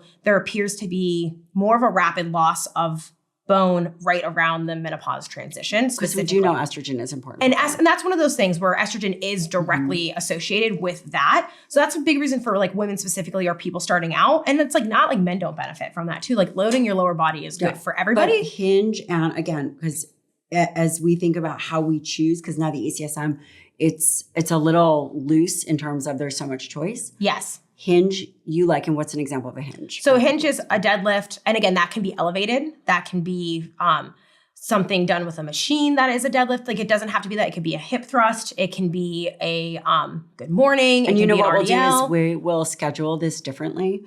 And also we'll go through that. Yeah. We should go through that for people. Yeah. Because I don't think they know what those, because people say squat and hinge or push and pull and no one knows what that means, right? And then, I do like, let's train our upper bodies because you're going to have to pick things up. You're going to have to push things overhead. You're going to have to be strong whole body. And so that would be pushing away from your chest. So that's a push-up, a bench press, a dumbbell chest press. A push-up is important. It could be. It can be and it can be elevated, right? If you need to start to work your way down, I think it's a great skill to obtain. But something that's pushing you away or weight away from you would be an upper body push. And then you also have upper body pushes overhead. So shoulder presses, barbell overhead press, any sort of pressing overhead. And then you can have pulling towards you. So you have your row, your lat pull down, your pull up, anything that's pulling that weight towards your body. So similarly, it's like very similar. Upper body, you can either push or pull weight away from you, and upper body, you can push or pull weight away from you. And if you were to have a workout program with just 4 exercises in it, like 3 days a week, you could do one of each of those and have like a very complete program 3 days a week that's going to hit most of those things from the guidelines or those minimums, trained, loaded enough, heavy enough that you'll see a lot of adaptations and gains. It's a really simple way to approach it. And then you can mix in things like power, plyometrics, jumping, core, things like that. I like that. I want to touch on this plyometric component for bones specifically, or maybe not. Do you think that everyone should be doing some kind of plyometric? I have this thing that I'm calling the women's training triad actually right now. And the base is strength and power. And the top is aerobic training. So like you want to have this strong foundation and base of like muscular health. And how do you define fitness. Power? So I classify power into things that are either specifically power training, and I'll define that in a second, plyometrics, jumping, hopping, skipping, something where you are moving weight or your body rapidly. Oh, I like this. Jumping, okay. Yeah. So I kind of bucket them all in together because I'm sure you've heard like the new term is power-penia, and we start to lose power. Have you not heard of this? Okay. No. So we start to lose power faster than we lose strength as we age. And I think a lot of people have always over-focused on like the classic bodybuilder bro program for hypertrophy or a lot of the strength stuff, but we lose power as we age. And that's like your ability to catch yourself when you fall or get up out of a chair quickly or react to something. Before we lose strength. And we start to lose it more rapidly. We're starting to see more data that's showing that. Can I ask you a question? Yeah. Do you think that that's because people are not training power? I think it's a mix of people are not training in general and they're not training power. Yeah. Because well, no one trains unless you're an athlete in your 20s, you don't do it. Exactly. Yeah. We do get a denervation of muscle and the neural connection. Yeah. But people don't train power. Just like they don't, there's all these people who talk about like, we don't really sprint or move fast or train power. Like all that stuff seems to be reserved for athletes and people in their youth. But people can adapt and keep doing those as they age. They're actually really important, right? So power-penia is the new power-penia is the new sarcopenia. Yeah. But I think it's important because power is, if we're talking about athletes, that's really great for improving your running performance, reducing injury risk, all of those things, having stronger, denser bones, which are really important for people who have endurance-based goals. If you're a strength athlete, being able to move weight quickly or have more power is going to benefit you because that's a characteristic of muscle that you want for the sport or whatever you're doing. But also when we're thinking about general population individuals, one, we don't want power loss as we age, especially with fall risks being higher in women and fragility being higher. But also when we look at the studies that look at bone health, we also see that it's usually strength training combined with some sort of jumping or landing based training to put that load and impact on the bones. And it's not to say that strength training has no benefit without that. It does, but you usually see them combined or even like really like simple things like pogo hops, like sets of 10 across a year improves bone density in perimenopausal women. So even little bits of impact. So I kind of group them all running, together. I have a question. Running, if you're, okay. Running isn't enough. But you would. There's a lot of load and impact, which is why I can. And it's unilateral, isn't it? Yes. And it is more than walking or swimming or biking. So it's like a spectrum, right? So, but running still isn't like, there is a lot of load and impact on your bones and your body impact into that is really significant, but it's just still not as great as like true jump landing. You know what I mean? Versus there's a little bit more elasticity and support and that. So it's kind of on the spectrum. So running's closer to this than walking is or swimming or biking, but it's not quite. So if someone was to go from full sedentary to running, they probably would get a little bit of benefit here, but they wouldn't maximize that benefit across it. And for a lot of people, the reason I group these together is because it can be intimidating. You've never done it. A lot of women struggle with like pelvic floor stuff, or people might have knee injuries. So I'm not going to tell everyone they have to go do depth jumps to height because that might not be realistic or that might not be the starting point for them. But I put these together because you can also move weight quickly. So that's going to a little bit more into the guidelines that they talked about. Power there is like 60 to 70% of your 1 rep max, but you're doing it quickly, more rapidly. Give me an example because that's my favorite form of cardio. Yeah. Is doing kettlebell swings. Yeah. It would be like kettlebell swings, maybe dumbbell thrusters, maybe like you take a squat and instead of doing it for heavy load, you're doing it as quickly as you can. Do you count that as cardio or is that I still count that as, I don't count anything really that's like doesn't have a cardiovascular component as cardio. There's some overlap with that kind of thing, but I kind of still bucket them out because those pathways we talked about earlier. But I couldn't. Yeah. So there's a little bit of overlap. Yeah. If you're like, if I call you and I say, Alyssa, I'm doing cardio and it's going to be 50 kettlebell swings, and then I'm going to do 50 broad jumps, and then I'm going to do, you're not counting that as my cardio. Not in the traditional sense, because what happens is your heart rate will go up because it's very central demanding and there's a lot of muscular intensity. It's hard. So there's going to be an overlap in some of that. Like your cardiovascular system is contributing to that exercise. You don't want me to be doing but that. You're not stimulating those pathways of adaptation. And even the VO2 max contribution of that it's artificially like a lot. Your heart rate will be artificially higher than the actual VO2 max contribution of that exercise. So it's not that it can't have a cardio. People get really mad. That's where my pitchforks come for me. Martin would probably disagree with you.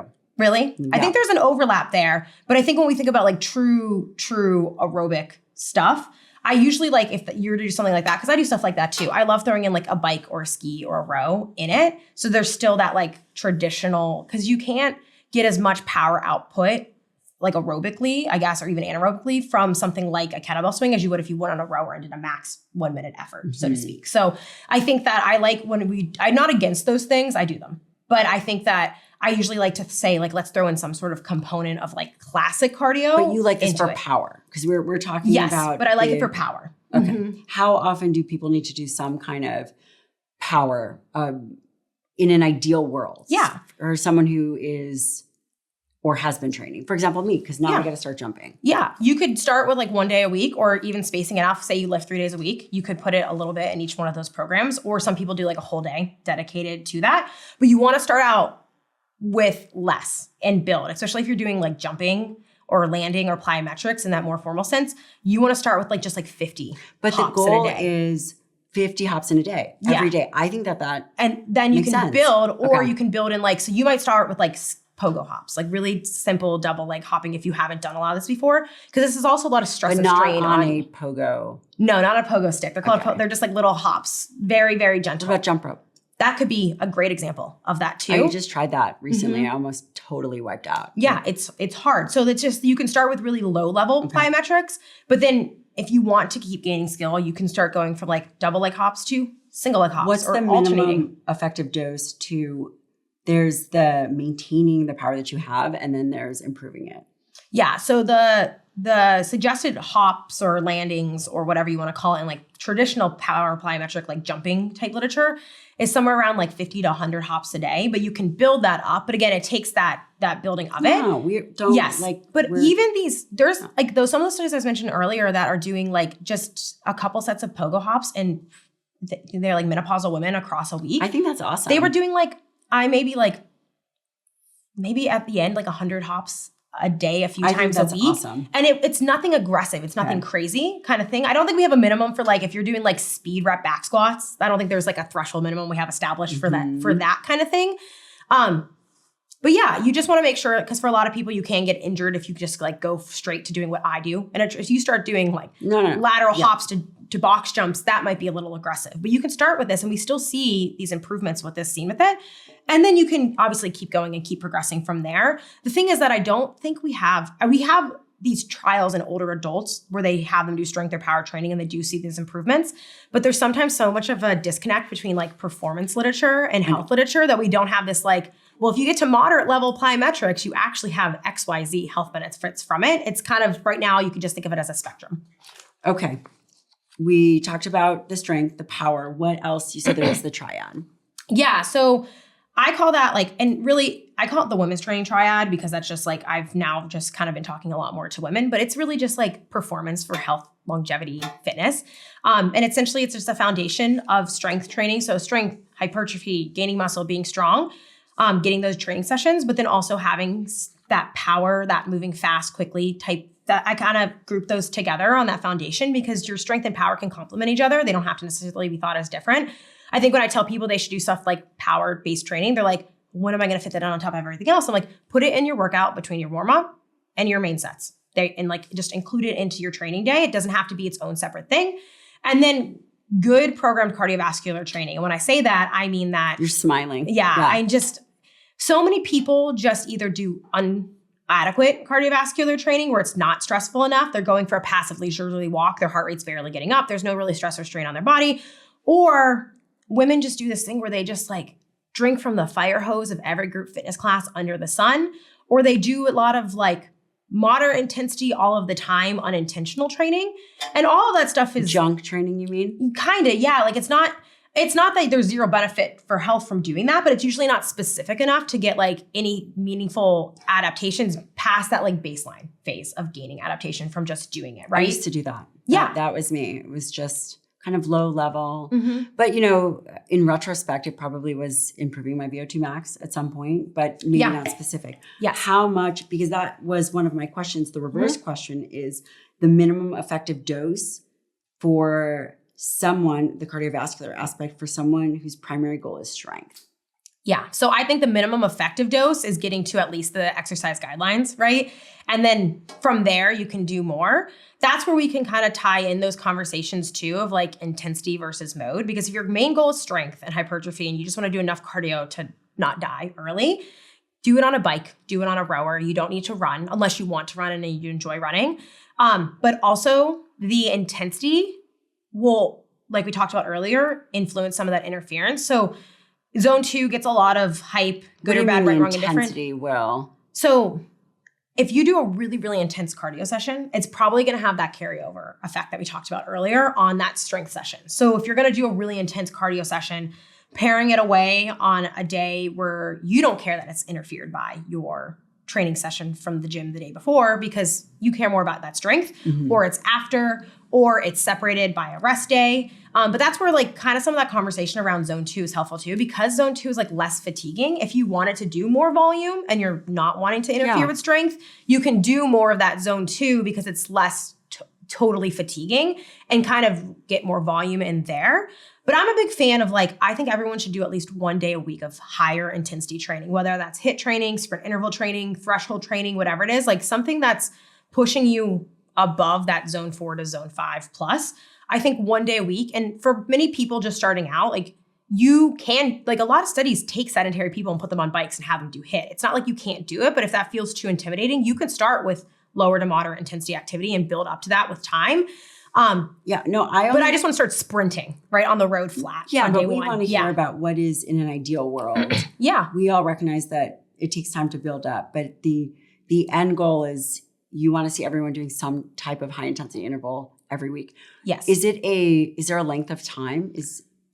I think it scales with fitness of it. You can start, and it will also depend on the duration of the interval. But I think like in most classic high intensity or sprint interval sessions, in anywhere between 15 to 30 minutes, you can get a lot. That's way You can get a lot I mean, to me, that's with so the rest long. time and warm up built in. Like if you from warm up, doing your interval session, rest in between. Because if you're doing like 4x4, right? Like that's going to take a lot longer than maybe like a 1 minute on, 1 minute off sprint for 10 rounds type thing. Like that's a 20-minute workout. About 80% VO2 max. You're not talking about 90 plus hitting red line. Yeah. So in very, very classic sprint stuff, yeah, you can like that 10, 20 seconds in redlining. I like sprint interval training. I like HIIT interval training. They're kind of like sister and brother, right? So you can do either or of those. I just think that I would love to see a lot of people doing something that's more intense. You could also oscillate between these, right? Like there's different benefits to like doing different intensities and training around different thresholds and moving them forward. But like if you're above that essentially lactate threshold.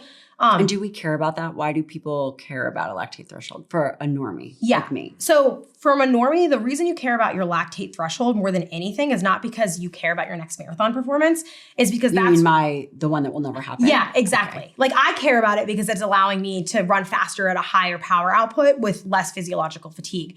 For you, it's just an underlying reflection of those adaptations that we talked about earlier, because if you're able to have more mitochondria, they're more capable, you're able to clear more lactate, you're relying more on oxidative metabolism, you're having less of that interference at the cellular level that's blunting fat oxidation. And with time, that will shift up. But do you believe that everyone should be able to know what their lactate threshold is? No, you don't need to know you absolutely don't need to know what it is. But that's why, but we want to train, the reason I say lactate threshold is we want to train above it because there is more of a bigger physiological stressor. I think your last podcast just talked about this, coming from that high intensity or sprint interval training. There's more of that cellular deficit that we talked about. Energy is greater, it's faster, it's sending faster signals to your body than like a really long, slow zone 2 session is going to have.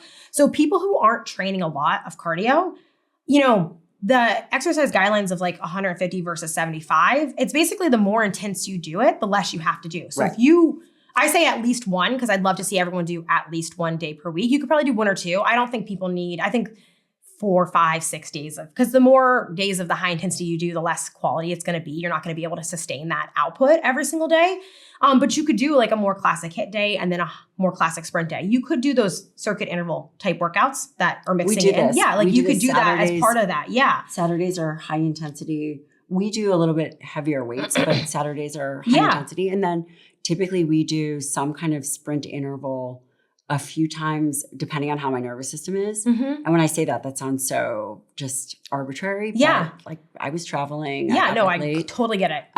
But today was, it's a max out effort, but it's 250 meters. It's nothing crazy. And it's a thrown in there for a couple. But this reminds me of something that I did want to touch up because I know we're running short on time.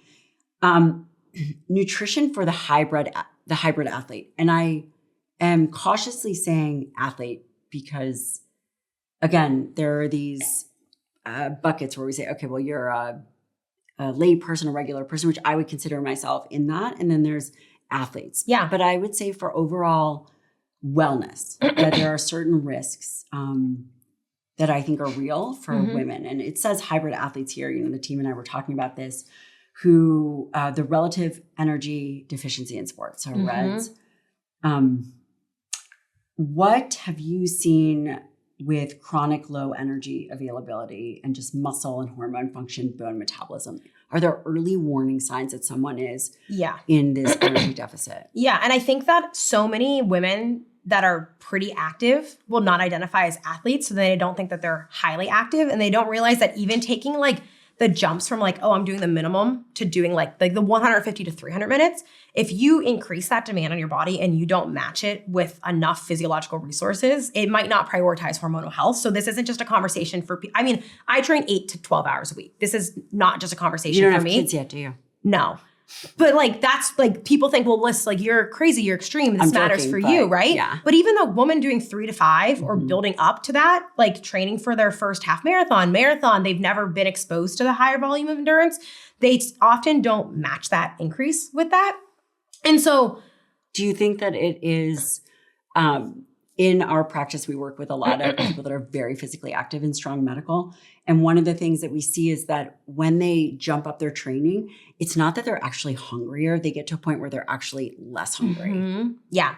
Yeah. So it's interesting because you start like, because the more you train or the more it's intense, sometimes you get that suppression of hunger and satiety. I also think it's a mix of like, women are so conditioned to like be afraid of eating more carbohydrate or calories, or they just have never been in a position where they needed it to fuel. So they're just kind of eating their normal diet and not realizing they need to scale it up to the activity that they're doing.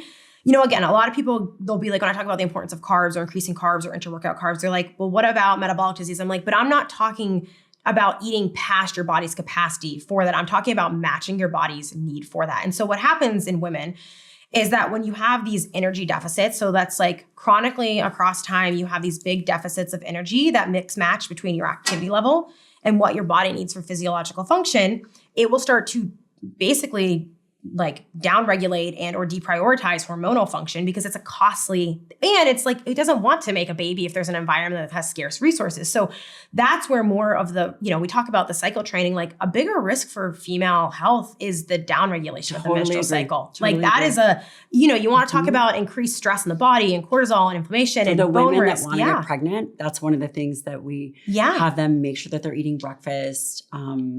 Because there is, it's still early data, but there's data that suggests like within day deficits can also be accumulatively stressful, or carbohydrate availability deficits can become stressful because you're not feeling that activity. So for women, I think they wait until they miss their period. And that's not the first warning sign. That is the red flag. That is like the alarms going off. There is a spectrum of steps that your menstrual cycle dysfunction starts to take. And I think a lot of women, they've never tracked their cycle. They're not aware of their phases. They don't know where they're at. Cycle when you are talking to your community? Is there something that is it a really early warning sign? So most women aren't testing ovulation until they try to have a baby. But if you're missing ovulatory cycles frequency, that's a sign. What you might start to notice instead, because you might not be tracking ovulation, so you might not know, is that your luteal phase is pretty standard in how long it is. It's usually like about 13, 14 days after you ovulate to your next period. If you start to notice that that's shorter, or you start to suddenly have a lot lighter cycles or shorter cycles than normal because your progesterone isn't being elevated, so you're not building up that lining. Like those don't just wait until you're missing your period entirely. If the duration of your cycle starts to really shift, or even like phase to phase, like obviously we talked about earlier, you can change month to month, but like if you start to see these acute little differences in your cycle, you might be having menstrual cycle dysfunction, luteal phase deficiency, anovulation, all these fancy terms, long before your body's not ovulating, you have luteal phase deficiency, and now you actually have amenorrhea. Like that is the final step. And so I think that for so many women, they don't, not everyone, but a lot of women don't even know what phase of their cycle they're in or when they're getting it, and there's period surprises them. So, the first thing would be to have like some sort of cycle awareness of just knowing where you're at, what's normal for you, but then paying attention to like when those things start to change a lot. If they get really long or really short in cycle length, that's abnormal to you or outside that normal range of like, if you start to get a 20-day cycle and you used to get a 28-day cycle, that's a good sign. Like, hey, maybe something under the hood isn't going on, or you start skipping cycles, or all those little things underneath. That is worth paying attention to, rather than just waiting until you don't have your period for 3 months. And the reason this is such a big deal, to your point, to the bone, is like when girls and women go into low energy availability, the bone loss is incredibly significant. And it's fast. It's very fast. And even so, in order to regain your cycle, you typically have to gain more weight than you lost to get there. You have to go past that, which can be really scary for a lot of highly active women. But even up to 12 months after weight is restored and cycle is restored, the bone density loss isn't fully restored. And so it's like you really don't want to dig yourself, especially like we think about nowadays, all of the narratives to girls in their 20s when bone density is peaking to like not resistance train, just do like yoga and Pilates, hot girl walks and like under eat. And then it's like this perfect storm of like, okay, well, no, that's the opposite of what we want to be doing during this time. And it's really, I mean, it's a huge risk in endurance girls who are doing endurance sport. And then it's also a risk to just like sedentary women who aren't doing the typical things that you should be doing to prevent or promote bone density and loss across time. So what about, I have 2 more questions before we wrap up. What about protein requirements for the concurrent training athlete? And I'm going to be very specific here. Those that are doing more endurance. So they're doing endurance and they are doing strength. Where is the evidence for protein with endurance training? Because I think that this is a misrepresented topic. Yeah, a lot of people think that endurance athletes don't need as much protein because they're not building and promoting muscle growth and they're not lifting, but you actually need potentially higher protein. And I think a lot of that is because your body doesn't want to like really use protein for energy metabolism, but it can and it will. And if you are in very large carbohydrate deficits or energy deficits, whether that's intra-workout or from training chronically. How do you use your fuel source as you're thinking about your own nutrition? How do you think about your grams per kg? And then do you use branched chain amino acids or essential amino acids intra-workout? So I don't do, I did do EAAs a few years ago. Long story short, my PhD just gave me every gut health issue that you could possibly have from the stress. And so I was having a hard time with eating in the mornings and training. So that one period in time in my life, I did take essential amino acids during that, just so I had some amino acids available. Right now, I really just prioritize getting in protein in at my breakfast before I go out for my long runs, or across the week, I'm getting enough during the day. How much protein do you typically ingest in a day? I haven't tracked in a few weeks, but when I was tracking, I was probably getting between 120 and 140 grams per day, and I'm about 141 pounds. Yep. So that's about right. Yeah. Yep. So I try to hit somewhere in that range. I don't go over because I'd rather take that for carbohydrate. It's not really necessary. I'd rather use that energy for carbohydrate. What about your carbs? When I'm in peak ultramarathon training, I'll go up to like 400, 500, 600 grams of carbs a day, especially on long run days where you're taking in a ton during it. My day-to-day right now where I'm doing a little bit more normal training is probably in the 300s to 400 range. I probably don't. It's really hard to eat enough carbohydrate. Like it's really hard. I agree. Yeah, I would rather eat the avocado and the nut butters than the carbohydrates sometimes. But yeah, for me, I'm probably in the 300s when I'm just doing a normal training and it ramps up. Do you take it I'm very curious about where the data is for all these endurance types, because we've been reading a lot because as you know, our household is very interested in. Yeah, your husband, he's drinking the Kool-Aid. Yes. I mean, I don't know how it is for you, but when my husband is into something, he's just like, oh yeah, he's into it. Yep. You would think he's always It's been his thing his whole life. Forever. Yeah. We've been playing around with the use of essential amino acids and carbohydrates because he does use the gels to help with just to be able to keep going and not lose too much muscle. Yeah. So I think that one, to add on to what we talked about earlier, I always bring like a protein shake with me. So as soon as I finish my long run, I drink that. So I immediately have protein. I know that like post-workout timing, like quote unquote, doesn't matter as much as getting it in the whole day. But if I'm going out for a 3, 4, 5 hour run, I'm trying to get amino acids in my body right away. Typically you want to get some carbs in with that to restore that. But intra-workout, I'm really big on carbohydrate feeding for endurance activities. So I get between 60 and 90 grams of carbs per hour on my long runs. And how do you think about your heart rate or how do you dose that out? So for me, I really just kind of build up to it over time. And then I find that the more intense it is, the less I can handle versus the slower I'm going, the more I can do. But if I'm doing like carbohydrates, you can handle. But if I'm doing a trail run, that's like zone 1, mostly like very easy, long training run, I can tell that I don't need 90 grams of carbs in that training session to fuel it kind of thing. But for me, I think about too, not just hitting that carbs to fuel my session, but hitting those carbs so that my body isn't using protein from my muscles or my body as an energy source. Also, it helps with recovery. Like if you think about concurrent training and hybrid training, if you eat enough intra-workout nutrition and daily nutrition after a long run, you're going to feel a lot better when you show up to the gym Monday than if you eat 30 grams of carbs per hour, didn't hit your protein for the day, and then try to show up for that same resistance training session on Monday. So that's the way I think about it. I would love to eat a little bit. This is actually a lesson that I learned in my last ultra. There wasn't enough. And how long is an ultra? 100? 100 plus? An ultra is anything 32 miles or 50 kilometers and longer. Oh, yeah. Wait, an ultra it's only 32 miles? Mm-hmm. Yeah, it starts at the 50K distance. Only, but okay. Yeah, I know, it's crazy. It starts at the 50K distance. So I just ran an ultramarathon that it was supposed to be 100K, but it ended up being like 69 miles. And the reason it was so bad for me is that I didn't have enough food. Like I had done the perfect gels and the electrolytes, but I didn't have enough real food in my system and my stomach. Part of that was I was assuming to rely on aid stations more, and the aid stations didn't have quite what I needed. And that's feedback I gave. I'm friends with the RD, and he took it for next year. But what ended up happening is that I just kind of finished that thing totally depleted, and I needed more of that.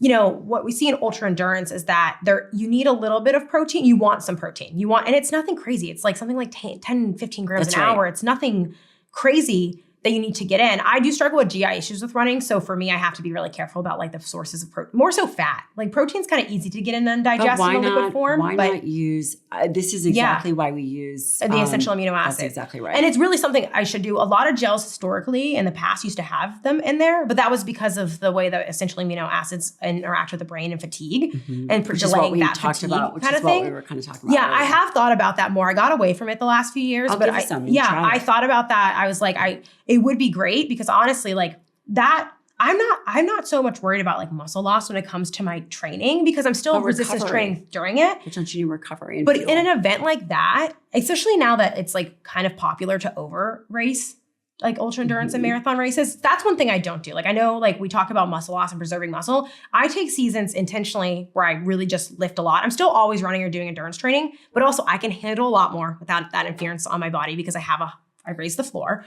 But I take time to actually like build back up. What's crazy is when I was on my PhD, I would do DEXAs and VO2 maxes all of the time just because I was always participating in my studies and being a lab rat. And I could watch my bone density oscillate with my training cycles. Wow. And I always had really high bone density, but I take periods of time off. But I think about like, I finished that race so depleted, that energy deficit that I was in. I spent that whole next week just eating as much as I could to recover because that probably was a greater negative influence on my musculature than the peaking block where I was running 10 hours a week and lifting on top of it. You know what I mean? Like that's probably more of where that big stress and strain comes from.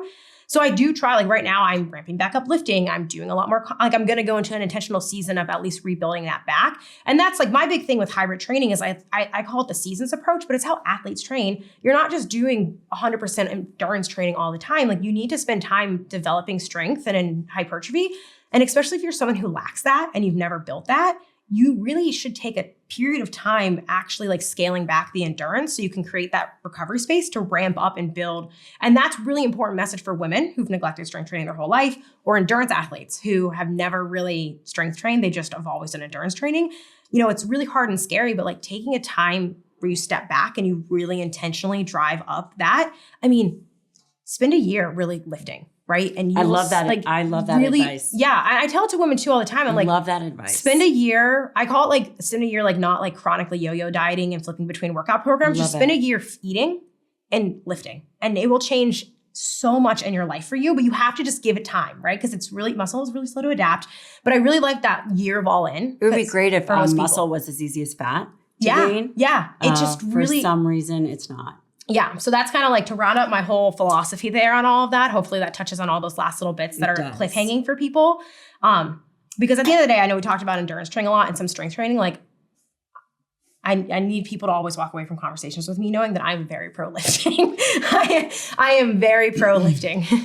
Well, Doc Liz, this has been wonderful. And I think it really creates a very great perspective for people because we oftentimes have one person that is focused on strength and one person that is focused on endurance. but you're really this perfect intersection of both. And what I love is that you do it. Yeah. It's one thing to talk about it, and then it's another to do it. And you've experimented with all of these things.